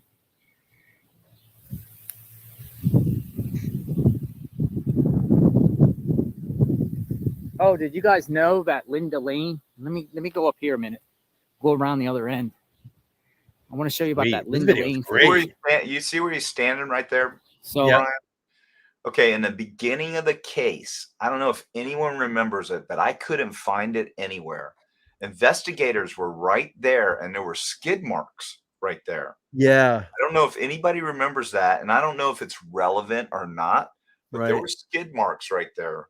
And the reason why is probably because it wasn't a fast acceleration. It was probably the roads were getting a little icy because of, the next day it snowed, didn't it? And it's 28 degrees and condensation. Yeah. Going up that slope, you're going to spin some tires. Yeah, that was just an observation I made. Yeah, absolutely. This is going to be great because he's going to walk this property. And assuming this, I mean, this is the most current video of this property that I can find. I mean, this was only filmed like a few days ago. Yeah, this is where he gets told he's trespassing right up here. Oh, really? Yeah. We'll walk over. I watched part of this. Got it. Yeah, I watched like 2 minutes in the beginning, and I was like, we'll just play it live and get the reaction. Someone's going to come out and tell him you got to go. It is. I mean, even in the wintertime, that's a hill. To go all the way up past the house, like if it's ice in here and snow, which I've seen before, going all the way up that hill, man, you'll slide. You'll start sliding. But look, even on this end of the house, in the summertime, can't even see it. Can't even see it. So this is the Queen Street Apartments. We all know about Queen. All right, we got 81 likes. If I can get up to 100 likes, that would be great because that would push this out into the algorithm. Let's smash that like button. It's free to do it. If you can smash that like button, I would appreciate it. And some people, Brian, I found out some people don't know where the like button is. They really don't. That little thumb. It's down there just below your video there. Someone unclicked the like button. That little up button. You guys found it. That's great. Keep smashing that. We only need 15 more, and I'll gift out another membership here. Take you over here. Let's get to 100. Careful, Kohberger doesn't grab you. I can't believe he said that. That's pretty good. What did he say? I missed it. He said, "Careful, Kohberger." This neighborhood's empty too, by the way, because apparently most of the people around here are part of college, and someone's talking. It's they're going to college. They won't be back to like August of next year. So, but that Linda Lane over here, this is Linda Lane, and this was the area where that footage came out. Now, I don't know if that remember early on, he pointed out those cameras months before any of the video came out. Yeah, he's been on it. That was very, very, that was awesome. It's good. He pointed these cameras out before. Good journalism. Else. I don't even think the mainstream media even showed that. No, it's good journalism. Apparently, the 3-point turn was made around here, somewhere around here, because the footage of Linda Lane is actually over here, and I'll show it to you. This is great. Mm-hmm. I believe right there is where that truck was parked. Yeah, it came from where the white vehicle was. Right there. And that house has a shit ton of cameras on it. Yeah. Yeah, they all are. Look. Yeah. And those are more than likely on separate DVRs. That's why there's probably more than one in the DVR footage. And we saw a bunch of headlights. Going this way and then maybe turning around and doing a 3-point turn maybe here. I don't know. He went up that back side. Heard a vehicle here, and maybe a truck or something later on. I really don't think the distance from. Well, Brooklyn says the leaked video makes more sense to me now. Yeah, it's making a lot more sense, right? And remember, those leaves that you see now weren't there. Yeah, it was just sticks. So, just branches because there was nothing grown on them. So you had a better, clearer view through there. I mean, can you fucking imagine if this was like in the summer, all that foliage would have blocked everything. Yeah, yeah. From here, all the way over there on the other side, you could hear things with the house. I just don't buy that. Yeah, I don't either. Me neither. You're talking about well over probably steep hill here, so 150 yards. Did Kohberger? Is this where he did that turn? That 4:06 a.m. turn. It's a great right video. Here. 4 more lights, parking. Let's get to 100. Like maybe go up there, and you remember we heard that. Yeah. And then turn around. Yeah, see that's a cut right there where he's showing. That's where he went around to the back. Yep. Yes, sir. Just so you know, you are trespassing. Thank you. Yeah, this whole road's all stop it there, Brian. Okay. You on the? Hang on. No, but the manager. Go ahead. So he's not trespassing. First of all, it's not posted. It's a private property. I mean, but he's totally cool here. Me, I'd have been like, go pound sand. I can walk anywhere I want. I would say I'm a journalist. I want. He was like totally cool. I'm a little more confrontational, but yeah, he's not trespassing. He could have walked around that whole building and done whatever he wanted, unless it's cited criminal trespassing by the Moscow PD. He's good to go. I'm gonna get you. I gotta calm you down a little bit, man. Sorry, man. I'm usually the one that's fucking worked up, bro. I just heard that. It kind of pissed me off. That's what I mean. Be calm. Be one with nature. All right. I gifted a membership out like I said I would. Let's see who gets it. Come on, buddy. Oh, Freja. Freja is back in the membership group. You can go down there. Let's give her this. Hang on one second. All right. You can go down there, and if you go to my homepage, just click down below and go to the homepage, and you get all the members-only content. I do like a lot of members-only live streams, just like behind-the-scenes stuff, so don't miss out. I'm going to rewind this. I want to hear the guy kick him out of there again. Yeah, this whole road's all private. Oh, it is? Okay. Yeah. You on it? No, but the manager's up there. Oh, okay. Okay, cool. Thank you. I'll walk. You're welcome. Thanks.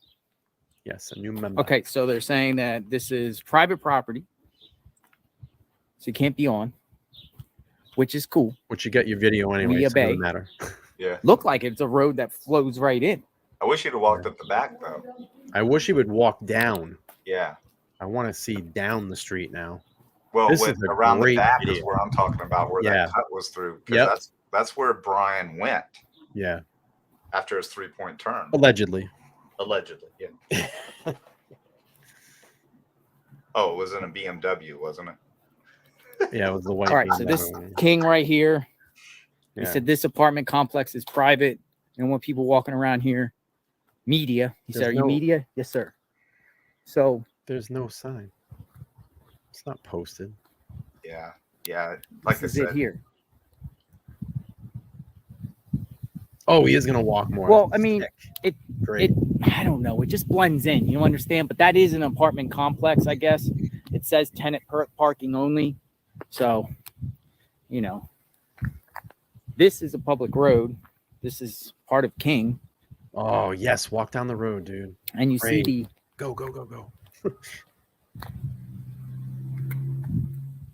Memorial. Yep.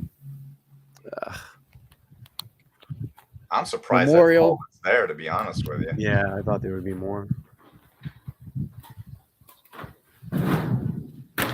What the Sam hell was So that? that's going on here. So house is still up, scheduled to go down. Scheduled to go down on October.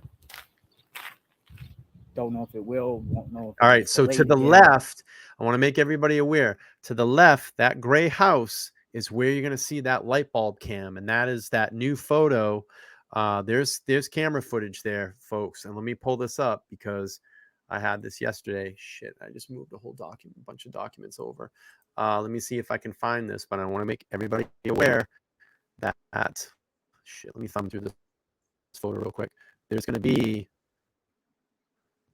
probably some camera footage that's released from that camera. And if I can find the photo really quick, if not, I can bring it up on my community page. You're crackling again, Brian. Is this better? No, it's still crackling. How's that? Is that better? I don't know. Is anybody else hearing it, or is my crackling? Put a 1 in the chat if my mic is breaking up. Let's see. I'll just do this. Let's do that. I'm gonna go over here. It is breaking up. Fuck. Hang on a second. Let me see if I can fix this. Give me like 2 seconds. Yeah, everybody is speculating on this private property, private road thing. It doesn't matter. The law says it has to be posted. If it's not posted, then he can walk anywhere he wants to walk. That guy can come out and yell at him all day long. But really, as far as the law, at least as far as I know in most states, it has to be posted. You need to go down to the PD and request that it be posted by order of Moscow police. This is posted, no trespassing. That's how the law works. If not, it's how's my mic better? Yes, it's better. My mic is better now. All right, cool. Okay. What I wanted to do is hang on. Let me just pull this up. Let me go to LTL podcast. So I talked about this photo yesterday. And this is the footage. So if you look, that gray house is the house that JLR is going to walk by. And now we know that right there, and it's a little hard to see because I can't blow this picture up, but that's that light bulb camera. There's a photo that's floating around of this still from that camera. There's video footage of it. And if you look here, the date on it is 11/13/22 at about 1:56 a.m. So that person has this footage, and there's rumors that it's possibly going to get released as well. Let me go back to JLR. All right, let's see what he's got. It's just a sad situation, right? Praying for the victims' families. I wonder if that camera's up there. Let's see if we can see it. Quiet. Oh, quiet neighborhood. Gone. It's got a light bulb in it now. Yeah, they have So security that's that there house. 24/7. Don't know the bill though. Don't know left. how much. Don't know how much the cost to that. Could be a lot.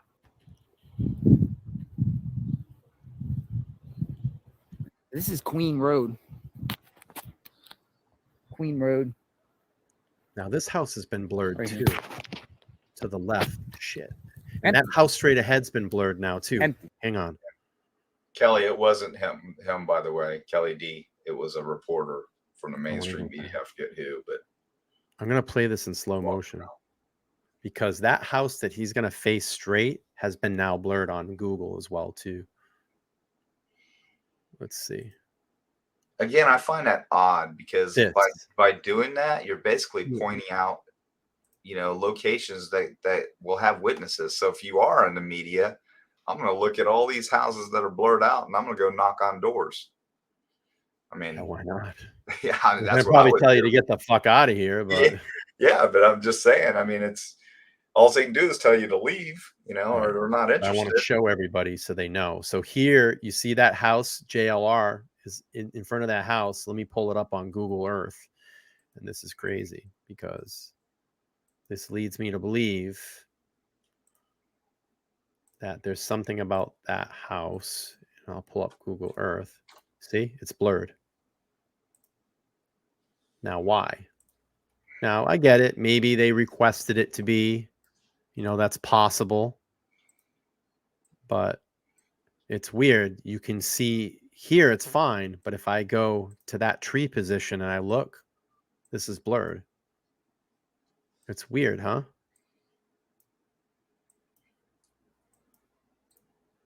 But if I go back to the video, let's see if we can see something. I don't know. Something over here. They're blurring out. There's got to be a camera there or something. JLR got it for us. So. Yeah. All right, let's see. I'm going to play this, see if we can see anything. Oh. That's slow-mo. Yeah, see, like they're blurring in through here. I don't know. Something's got to be there. And why would they blur that tree out? And could be a camera on it. Yep, blocking a camera. It's a pole camera. Could be. Blurring caused more attention. I'll take you out to Taylor, which is up here. You got Moscow PD here. They've been out here all day. You're welcome, Kelly. Moscow PD out here all day. Yep. Jell's saying the house is blurred out, probably where they collected footage. Absolutely. Or witnesses. And like then there's the Sigma Chi. There's the Sigma Chi band field there. That's where at night the police encountered Taylor and King Road. Stopped those 3 kids for the right. Yeah, out in that field. Right. Taylor and King. This is what the summertime looks like in a summertime perspective. It's very peaceful, as you see. Right there, that goes up there to Walenta. Around the hill, Sigma Chi. This is great. Good stuff. So Sigma Chi is when they walked right across the street. Right across the street. Yeah, it's nice. And Ethan. It's very, very nice. So, that's it here.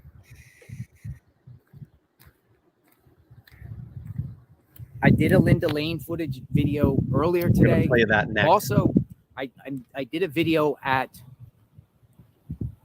the corner of. We're gonna play that too. Holman. The traffic lights. Ah, man, I forget the road's name. The place where Bryan Kohberger got the pullover stop. Yep, I got that. August 21st, 2022, 11:40 p.m. Seatbelt violation stop. Remember the seatbelt violation? The seatbelt violation. All right, not much more here, but JLL, great stuff. Boots on the ground. Let's pull that Linda Lane surveillance video up and see what he's got to say. He's going to talk a lot about the camera positions here. So, Lee Riches investigates. I am out front of the condo apartment complex, Linda Lane, Moscow, Idaho. Why am I here? Well, I am covering the Moscow, Idaho Bryan Kohberger case. And recently, we've seen some surveillance footage that has been put out. And some people are saying it's true, and some people are saying it's not true. But footage came out where it showed between the hours of 4 and 4:30 p.m., where it showed headlights and cars. I want to thank a few of the members or chatters in the chat. They just donated some through my my PayPal, so I appreciate you for doing that. I appreciate that. People are saying that was the timeline around when the murders happened at the Moscow, Idaho home, 1122 King Road home, and people are wondering, is that legit or not? And I'm here to look into the matter because I think I found where this surveillance footage could possibly be. But the question is, has it been altered, faked, or doctored at all? Is it real or is it legit? And that's what I'm here to look at. I'm going to give you guys a perspective on what this place is and that footage of where I think it is. Also, it's at a different direction that most of us thought. It's a different direction where it's facing actual north, not west, which will be very, very interesting. But I'm out here. I'm going to take you on a walk up to this location. We're going to see firsthand and take a look together. I kind of browsed through there earlier, and now I'm going to go with all of you and let me know what you think as we walk up Linda Lane, Moscow. This is one block to the east of where this tragedy occurred. This tragedy occurred right over there, King Road, November 13th, 2022, during the early morning hours. The footage is out. If you haven't seen the footage, at least check it out. And, I don't know if it's legit or not. I don't know the source or the origin. I don't know the authenticity of this footage, but it's out there. And now that it's out there, it's raising a lot of reasonable doubt on who possibly did this, because people are saying, well, there was other people around that house at the same time. There was other vehicles. Could there be accomplices? Could it not be Bryan Kohberger? And it shows a vehicle doing like some sort of turns, headlights, but it's hard to see. It's grainy. So we're going to go take a look together and go see what's up. All right. So I'm going to go up to the location here where I believe the surveillance footage came from, Linda Lane. And this is what I found interesting. So I honestly believe that security camera came right here. But here's something interesting, because I had the belief that this Sally Port thing was facing that way. We lined it, but it's actually facing this way. It's facing to the north. Here, I believe this could be the camera there. This could be the camera here. As you see it, might have been this, because that one is looking to the left.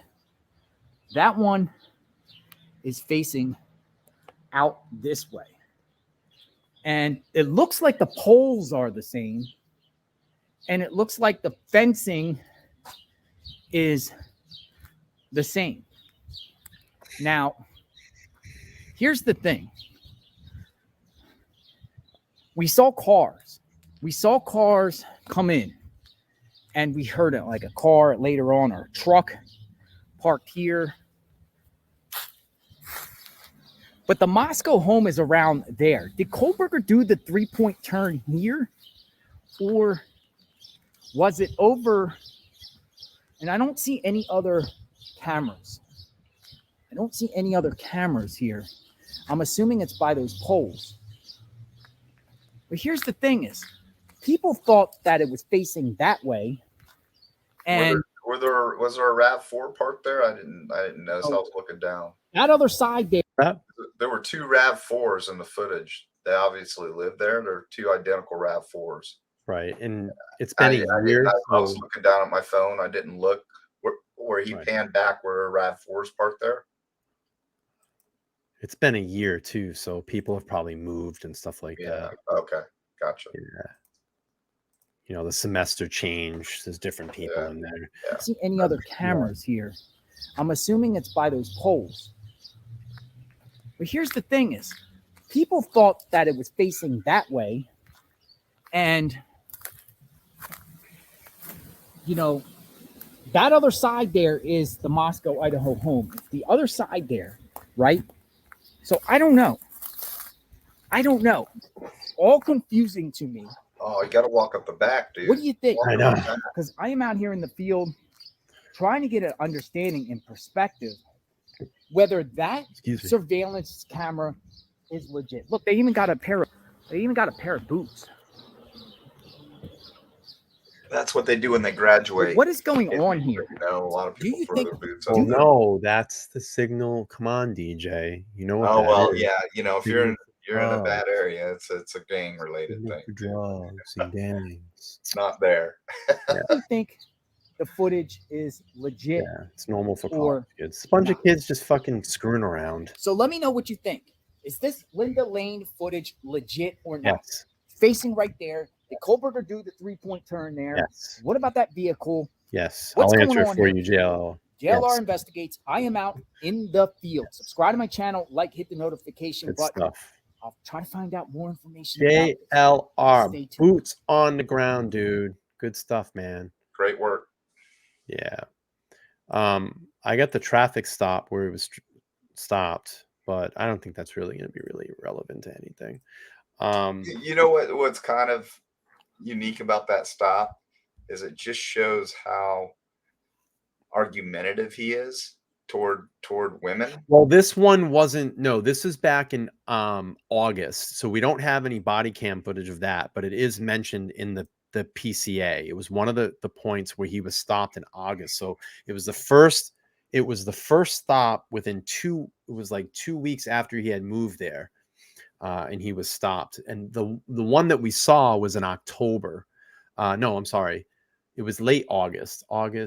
September. What was the one we saw in Pullman? September. You're talking about the one where he did the rolling intersection?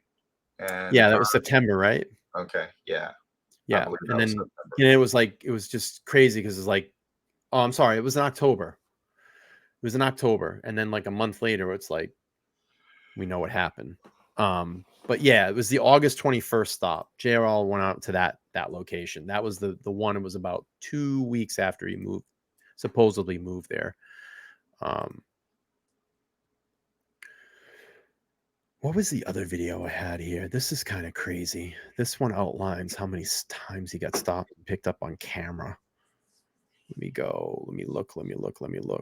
See if I can find it. I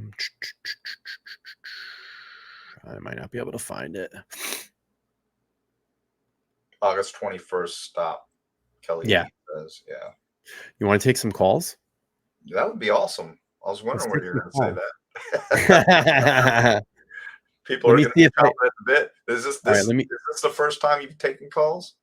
No, I've taken calls before. I just want to make sure this is going to work. That's the only thing. This just fucking hasn't worked, and we'll try to figure it out. Let me get these phone numbers, if I can, off the screen first. Fuck, I don't think I'm going to be able to. Damn it.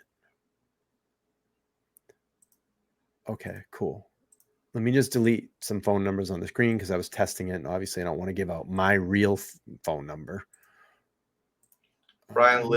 Caroline Miller said Bryan lived in Pullman in July and he was invited to a pool party in Moscow. Yeah, that's all speculation. Yeah, I mean, where did that come? Seems like I heard that, but all right, let me see if we can get this to work. A witness that said that, or yeah, that's been just all right. Let's do this. 8-343-0833. Now, to the chat room, if you hear someone on the phone, don't try to keep calling in because you're just going to keep beeping the phone. So we'll give this a whirl. Let me try this and see if I can get this to work. We got the phone. We don't want to see the phone, but we want to hear the phone. So we should be able to hear it. We'll give this a rip. We'll see if it works. If you guys want to call the show, you can call in. We'll give you unbiased. You have 3 minutes on the floor. We'll give you 3 minutes to talk. You can talk Rex. You can talk Kohberger if you want. So again, like Bryan said, we're not going to beat anybody up. We just want to hear what everybody has to say. You may agree with us. You may not agree with us. As soon as he picks up the line, don't call in until you hang up, because it's just going to cut in and out. We won't hear the caller. Right. And when you call in, just tell us where you're from. You don't have to say your name, but we just love to know where you're from. And if you want to give a fake name, that's fine too. Or if your chat name, you can do that. But we'll try to take some calls. Maybe we'll get a brave soul that will call in. If not, we'll probably wrap this up in a few minutes. I just want to see if this thing's going to work. It should work. It should work, man. Come on, we need one soul. Test our phone. Call the show 508-343-0833 if you want to talk. Let's hear what you have to say about the Bryan Kohberger. Brooklyn, you can repeat it. Just say it a different way. What happened? Brooklyn said I'd call in, but Detective John already said everything I was going to say. That's all right.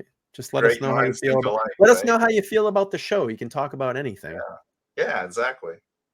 You know, we'll take a call or two. Come on, there's got to be one brave soul out there. There's 124 people in the room. Don't be shy. I just want to make sure this thing works. See if we can hear everybody. Yeah, I need a test subject. I might have Detective John call in. Hey, this is Detective John. All right, we got a soul. Let's see. Let's Talk Live podcast. Who we got? Nope, they've hung up. Damn you. Call back. Let's see. Let's Talk Live podcast. You're on. Hi. Can we hear her? Hello? Okay? Hello. Who do we got? Hi. You might want to turn down your background volume so we can hear you a little bit more clear. There we go. How's Awesome. that? Who we got? Blanche. What's going on? So we'll give you 3 minutes. What you got? Oh, okay. Talking about the blurring. Mm-hmm. People, I saw somewhere else, I don't remember exactly where it was, that the blurring out of the houses is possibly because there was camera footage taken from those houses. Yep. And if you do a aerial kind of the back of the house, off kind of catty corner to it, there's a big house back there. Mm-hmm. That house is blurred out too. Yep. So the talk about that is that, can you imagine if they have the footage from back there, that's going to face the back of the house? Yep. Where the incident occurred. Yeah, we've talked about that. We've been talking actually about that for quite a few shows. And actually last night's show, I pulled up Google Earth and showed that particular house. We think from what I've investigated and some of my mods and some people on the panel, we've gotten some photos, and I don't want to say where they've come from, but you can find photos out there of that backyard. We can't see the camera position, but we have an idea of where the camera position could be. And that camera footage. Yeah, it's going to be very telling if that would be great. We get to eventually see video from there and see if he did enter and exit through that door. Absolutely. So that's kind of what I'm looking forward to, and that was all I had to add. Sure, DJ, if you want to respond, go ahead, man. No, she just nailed it, because if from that viewpoint of the back, that house, where if what we think is I don't know, happened, I don't hear him. He parked up there. Oh, you can't hear me, can you? You can't hear him. Interesting. Okay. No, but I can see him on the TV. He must be talking because it's flashing. I just can't hear him. Right. That's interesting that you can't hear him, huh? Just say I reiterate what but she I hear said. you fine. Exactly. Yeah, he said he reiterates what I'm saying. So no, what she said. Okay. I agree with what she said too. Yeah, what she said, he's agreeing. So that sucks that I can't. Damn. Wonder why you can't. Oh, okay. I got it. I know why. Anyway, we appreciate you calling in. Okay. Thanks. Yeah, thanks so much. I just thought I'd give it a shot, and I didn't know that was already said. I got in kind of late today, so. Awesome. Anyways, I just kind of wanted to pass along the show, Bryan? A little bit what I had heard. So. Awesome. Thank you so much. Okay. Well, thank you guys. Have a good night. All right. Have a good night. What's that, DJ? I was going to say, ask her what she thinks about how the show's. Yeah. You know what it is? I think because I'm on mic, so they can only hear me. That sucks. I wish I could get it out to you too. That's okay. Yeah. Anybody wants to call in? We got 508-343-0833. Phone line is open. And if I have to, I'll hold the speaker up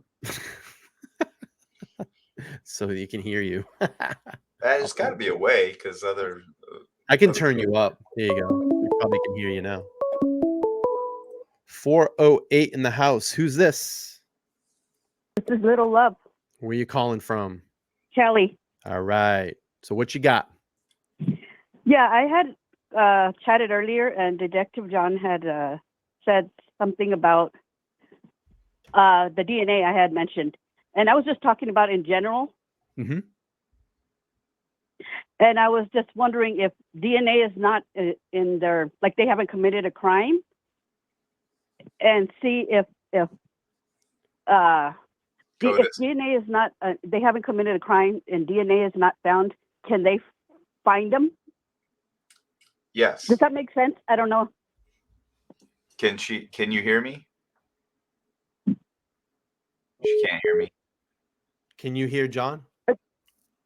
I don't think it made sense. I can hear you on my earphones. I have you on my earphones. So you can hear me or Bryan or both. You can hear both of us. Sorry, we're working through the glitches here. Can she hear me? Hello? I can hear you, Detective John. Oh, okay. Yeah, I get what you're saying now. Yeah, they can find them, and that's what they did. So basically, they didn't have anything in CODIS. So they had viable DNA from the sheath.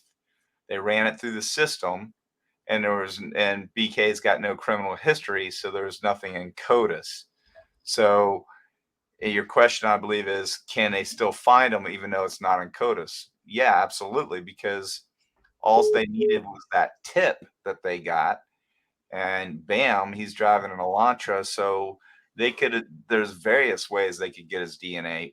One would be through a search warrant, but they didn't, they didn't have to do that. They could have got it by doing garbology, which is what they did at the parents' house. And once you do that, you compare the two, and that's how I believe they actually figured this out. To just use the lame term of the family tree DNA, that's irrelevant in this case. Absolutely irrelevant. They need to get off of it. Not going to matter. Does that answer your question? I'm sorry. I think the line is still open. I don't hear her though. Hello? Lil Love, can you hear us? Yes. Did you hear what I said? Can you hear me, Bryan? I'm here. Yep. I'm here. Were you able to hear John? I can hear John. I can hear Bryan too. So did that answer your question? All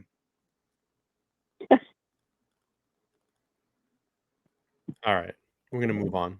Phone line's open. Thanks for calling in. Phone line's open, 508-343-0833. If anybody wants to call in, we'll take a couple more calls before we wrap the show up. Let's hear you. We can hear you on the Rex. Is it Heuermann or Heuermann? What are we saying? Heuermann. All right. Manga Blue said she can hear us both. All right. 586. Who we got in the house? Hi. My question is for John. I'm not sure in the technology how to work that. Sure. Go ahead. What's your question? Okay. I've been studying true crime pretty much since the inception of DNA, and there seems to be some confusion about like touch and transfer DNA. So I want to know, I understand it to be like if I run into you in person and, we bro hug and I pat you on the back, I leave touch DNA, right? And then you go and bro hug him. That's transfer. That's transfer, correct? Right. Exactly. Is that how the law looks at that, or is that different in legal terms? Well, that's so how I guess my question is for science looks at it. That's how science looks at it, and the law will interpret it, whatever way they need to for the case. But the sheath is not transfer DNA; that's touch DNA, and they're going to try and say it was transfer DNA, though. That's what they're going to try. But I mean, if I touch Bryan and then he touches you, that's transfer, correct? Yep. Right. That's transfer. You're absolutely right. Your interpretation is correct. Now the DNA I leave on Bryan is actual touch DNA, right? Right. Because you are the contributor. You are the person that left the DNA. Now, if I walk by Bryan and I brush up against him with my shirt and I get your DNA off of his shirt, that's transfer DNA.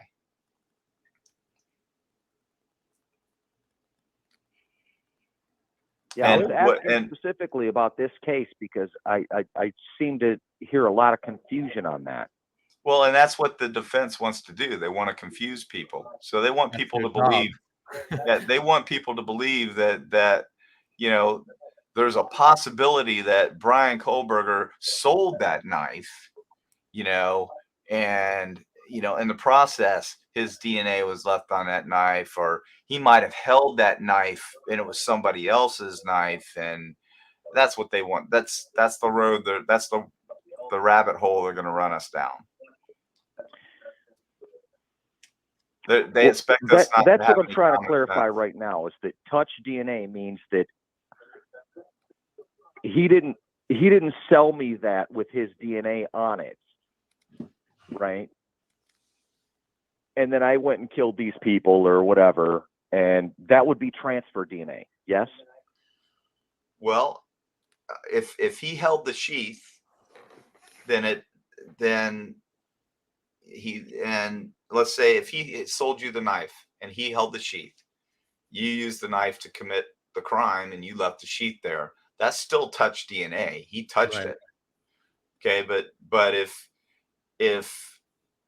you held the knife and you got his DNA off of the knife because you transferred it onto you, and then you touched something and transferred his DNA and took the knife sheath with you, that would be transfer DNA.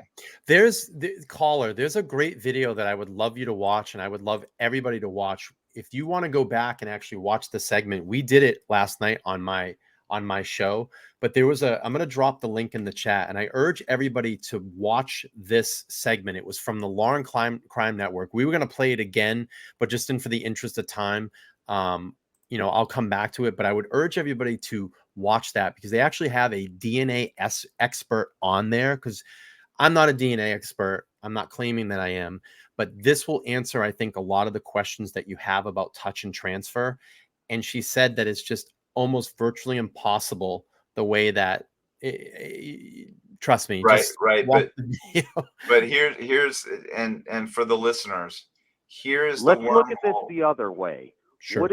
What if Bryan showed me his knife and I touched the button snap and it was now my touch DNA on the button snap, and he doesn't leave any DNA on the thing? Am I on the hook for that crime that he committed? Well, or is that transfer? It would be the totality of the evidence. Were you in the area? Were you in the area? Do you have cell phone pings? Is there video footage? That's all the other things in the litigating factor that you have to look at in this case. And right now, it is showing that there's a lot of that evidence that's out there, witness statements, stuff like that. Yeah, I think you're correcting exactly what I was what I was thinking. Sure. And this is why it's called an investigation. Touch and transfer. And I see a lot of confusion about that on the YouTube streets. Yeah. Well, I just wanted to clear that up. Yeah. Can he hear me, Bryan, or no? Yeah, I think he can. And I might be using up my whole 3 minutes. That's cool. Love your show, brother. This is great. This is great. That's why it's called an investigation. Yeah. Yeah. Got to figure those things out. But I just wanted to get some clarity on that. Absolutely. And do this though, sir. The link, I just dropped it again in the chat. Watch that segment on Law and Crime. I think that's going to answer a little bit further than what John and I can. I'm not an expert. John's not an expert. I don't know, John. You're not a DNA expert, correct? I'm not deemed an expert, but I've had no, I just follow true crime. Yeah. Have so for a long time. I would say check out that link that I posted in there, and it's really good. It's a really good segment. No, will do, sir. Thank you. Great. But that's the wormhole they want you guys to have a good night. Now. That's for sure. That was a great call. Yeah. All right, we'll take a couple of more. If anybody wants to call in, 508-343-0833. Phone line is open. We'll take a couple more calls and then we'll wrap this up because we're getting about the 2:30 mark. Phone line is open if anybody wants to call. All right, we have a call, John. From the 785. Where you from and who is this? Excuse me, I'm from Kansas. All right, man. How's it going? That's not too bad. It's probably just stormy again out here like it always does, but we'll get through it. Gotcha. So what's your question? Been following this since it started. Kind of found your channel a while back. I like it. I guess my question is, how did he know or meet the girls? And what do you think your guys' answer is on that, or the connection?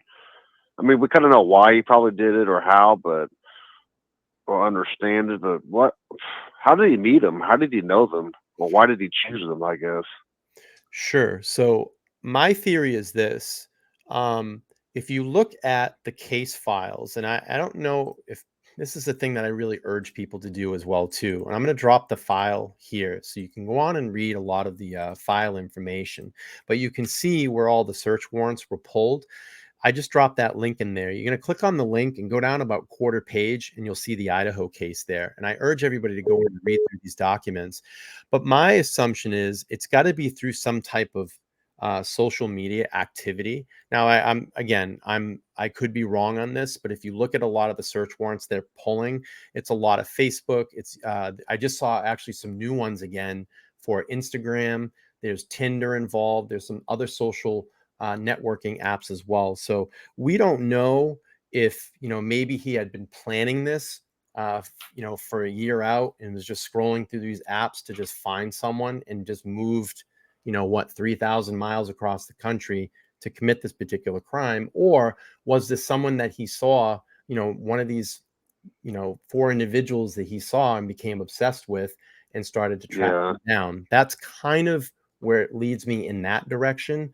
But again, that's really the $1 million question. $1 million questions for me are, how did they come in connection? What happened? Yeah. What happened in that house that night, and the 8-hour lag? Those are the things that I need to be cleared on. Yeah, that 8-hour lag too is, and I think I heard you talk about it before. I think the other roommates knew something weird happened, and they just kind of, I don't know. Yeah. They just didn't. That's a house, man. You got to hear what the hell's going on, especially if people are getting killed. That's just. Yeah. And another thing too, I'll hang up here. Do you think he was ever there at like a party?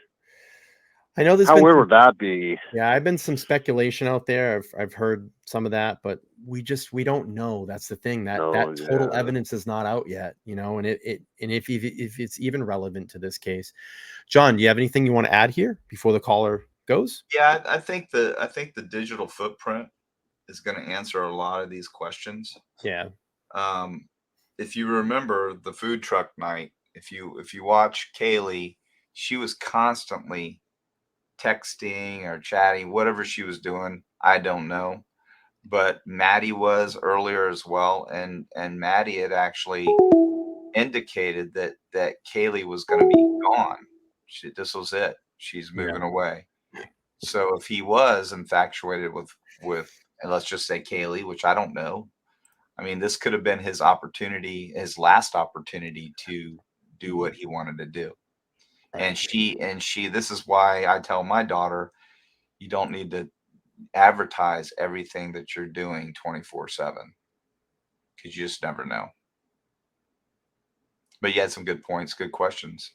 I mean, those are all questions we want to know the answers to, but we're all going to speculate until we hear the evidence. And again, that digital footprint is going to answer a lot of that. Absolutely. All right, we'll take one more call before we wrap up. If you're the lucky caller, you can call in now. 508-343-0833. Phone line is open. Phone line is open for anybody if they want to call in. And then if not, we're going to wrap this one up here. 508-343-0833. Good calls tonight, huh? Chosen Rosen, you got to have some questions, bro. I could just drop the link for him. He's been on the channel. He's my dude, man. There's so much. She's got to have some good questions too. All right, we got another call here. 425. From the 425, this is LTL Podcast. Who do we got? And what's your question? Oh, this is 664. I just wanted to say hi, and I really appreciate your show. Appreciate you. We appreciate you watching. And I'll reach out to you later about the Jeff Primo case that's still going on in Washington. I haven't found out much about it yet, so no sense bringing it up if I can't find any more information than what you probably won't find. So that's the I'm sorry, what was the case again?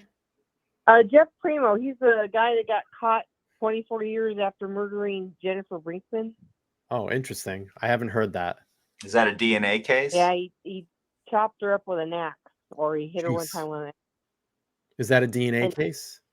Yeah, they found him through DNA 24 years later. Wow. Interesting. Yeah, I'll have to look into that one. Send me the details about it. I'll check it out. All righty. And then you guys have a good day. That's all I have to say. All right. Thank you so much. Thanks for calling in. Take another call. Want to take another call? Yeah. All right. 508-343-0833. We got another call here from the 385. This is LTL podcast. Who we got? Oh, they hung up. All right, we'll try again. 508-343-0833. Phone line's open. Phone line is open.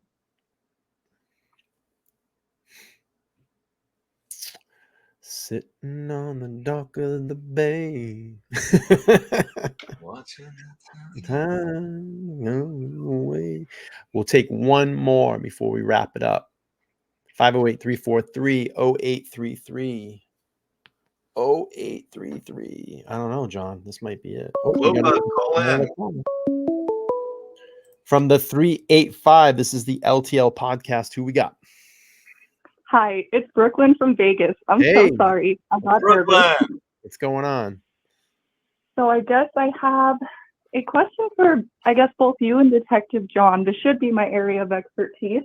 Got it. I work in criminal defense, but I've only been a paralegal for a year. So I guess keep that in mind. But I guess I'm just wondering with the extended time they're willing to give Bryan in the defense, I almost wonder if prosecution just doesn't really have all of their evidence back yet, since I know the FBI kind of likes to take their sweet time in processing things. I just almost wonder if maybe that's why Judge is giving them such laxity around the time frame of the trial. Absolutely why. Yeah, we know one. Right.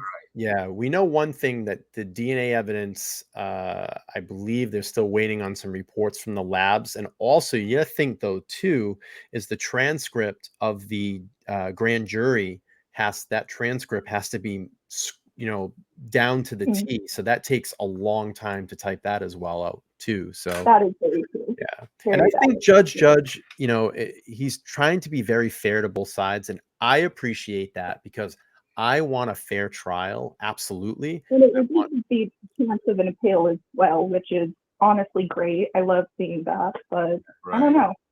He's being proactive is what he's doing. He's this late in his career, he's not going to want to wind up with a capital felony case going in for appeal. I mean, he's probably going to retire soon, I would imagine. He's been around a long time, but I could be wrong. Okay. He's definitely, but I think you nailed it. You're absolutely right. He's biding time. The defense is wanting more time because they don't have all the evidence, and the state's catching hell for it. But it's not the state that's withholding evidence. You have a plethora of other entities involved here that all have roles. And you being and you're going to school for criminal defense, or you work for a defense attorney. I missed that. Are you working for a defense attorney? Criminal defense attorney, paralegal. She hung up the phone, but okay. Yeah, she's probably still listening. That was a great question, and her phone died. They're gonna get. I'm sorry. So they're gonna get. He's gonna grant a lot of He's gonna grant a lot of her requests, because they're pretty frivolous to not grant. You know what I mean? It's just it's like granting. Some people call it a huge victory when they wanted the. All of the background on the officers, their training, stuff like that. That's all elementary stuff. There's no sense in fighting that. Mm-hmm. Even though the state said they weren't going to use them as witnesses, still, okay, here you go. Right. TOT it over to the agency, get their info and send it to them. Right. But instead, she uses it as a way to manipulate the public into believing that the state is withholding evidence. Well, it's, and I always said this too, and you've heard us, excuse me, say this a million times on the channel, cases are they're chess, not checkers. So everybody's moving their pieces accordingly, and they're trying not to get into checkmate. So that's what's going on here. Let's try to take one more call and then we'll wrap this up. 508-343-0833. If anybody wants to call in, 508 343-0833 for the LTL podcast. We'll give you a couple minutes here. If not, we're going to wrap this up. I want to thank DJ for hanging out on the panel again. He's been doing a lot of panels with me lately, and we've had some pretty compelling shows. And I really appreciate it. Yeah, man. I want to appreciate everybody, every single one of these people in this chat room this evening that have come in and, discover the show through these chats, coming in and hanging out and looking for, just really good factual content in these cases. Now, I am not an expert. I'm not I'm not a law enforcement, not formal law enforcement. I'm speaking for myself here. I just try to investigate and do the best that I can and, read through these documents and give as much factual information as I can. That's how I formulate my opinions here on my show. I read through those legal documents, I read through news articles, videos, such, and make an interpretation of that and give it back to the audience. So I don't know, John, if you have anything you want to say. Yeah, of course, I've always got something to say. The thing about me, everyone, is I'm kind of a no nonsense guy. I crack myself up, don't get me wrong, and I have fun just like the rest of us.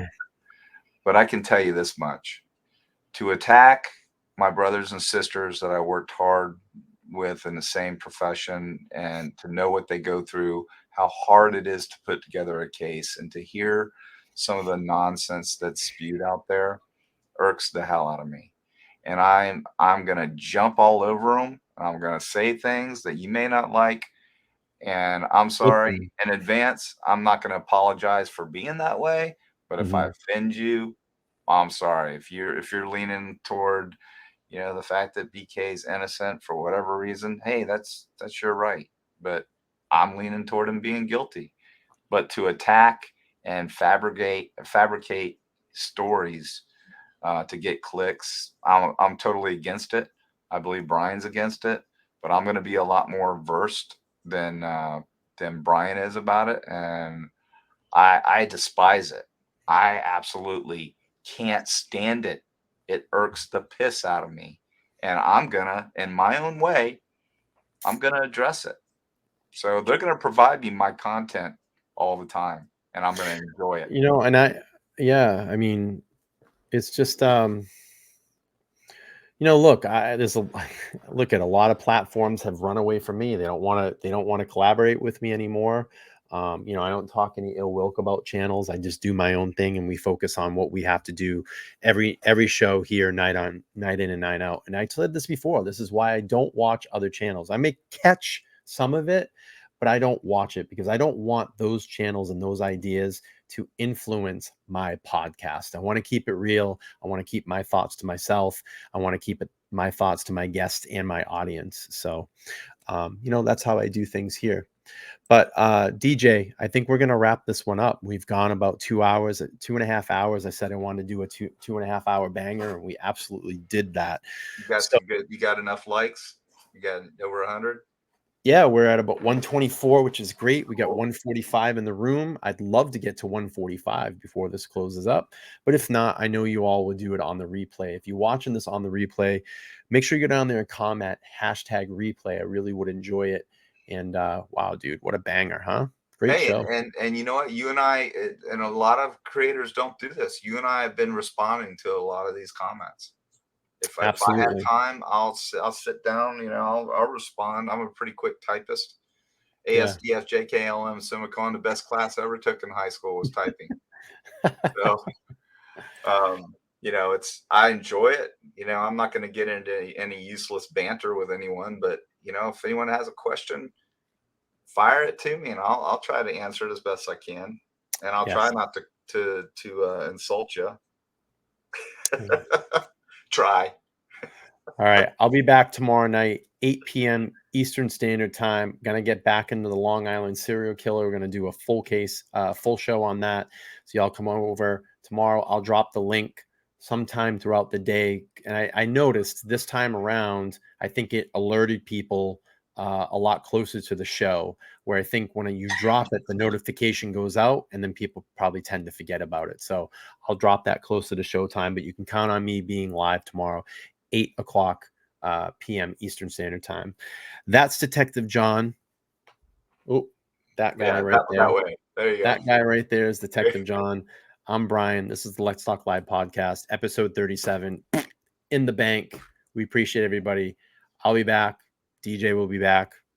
I don't know. Click We'll that figure like something. button on my upcoming show. The links, I think that's posted in here somewhere. Somebody sent it.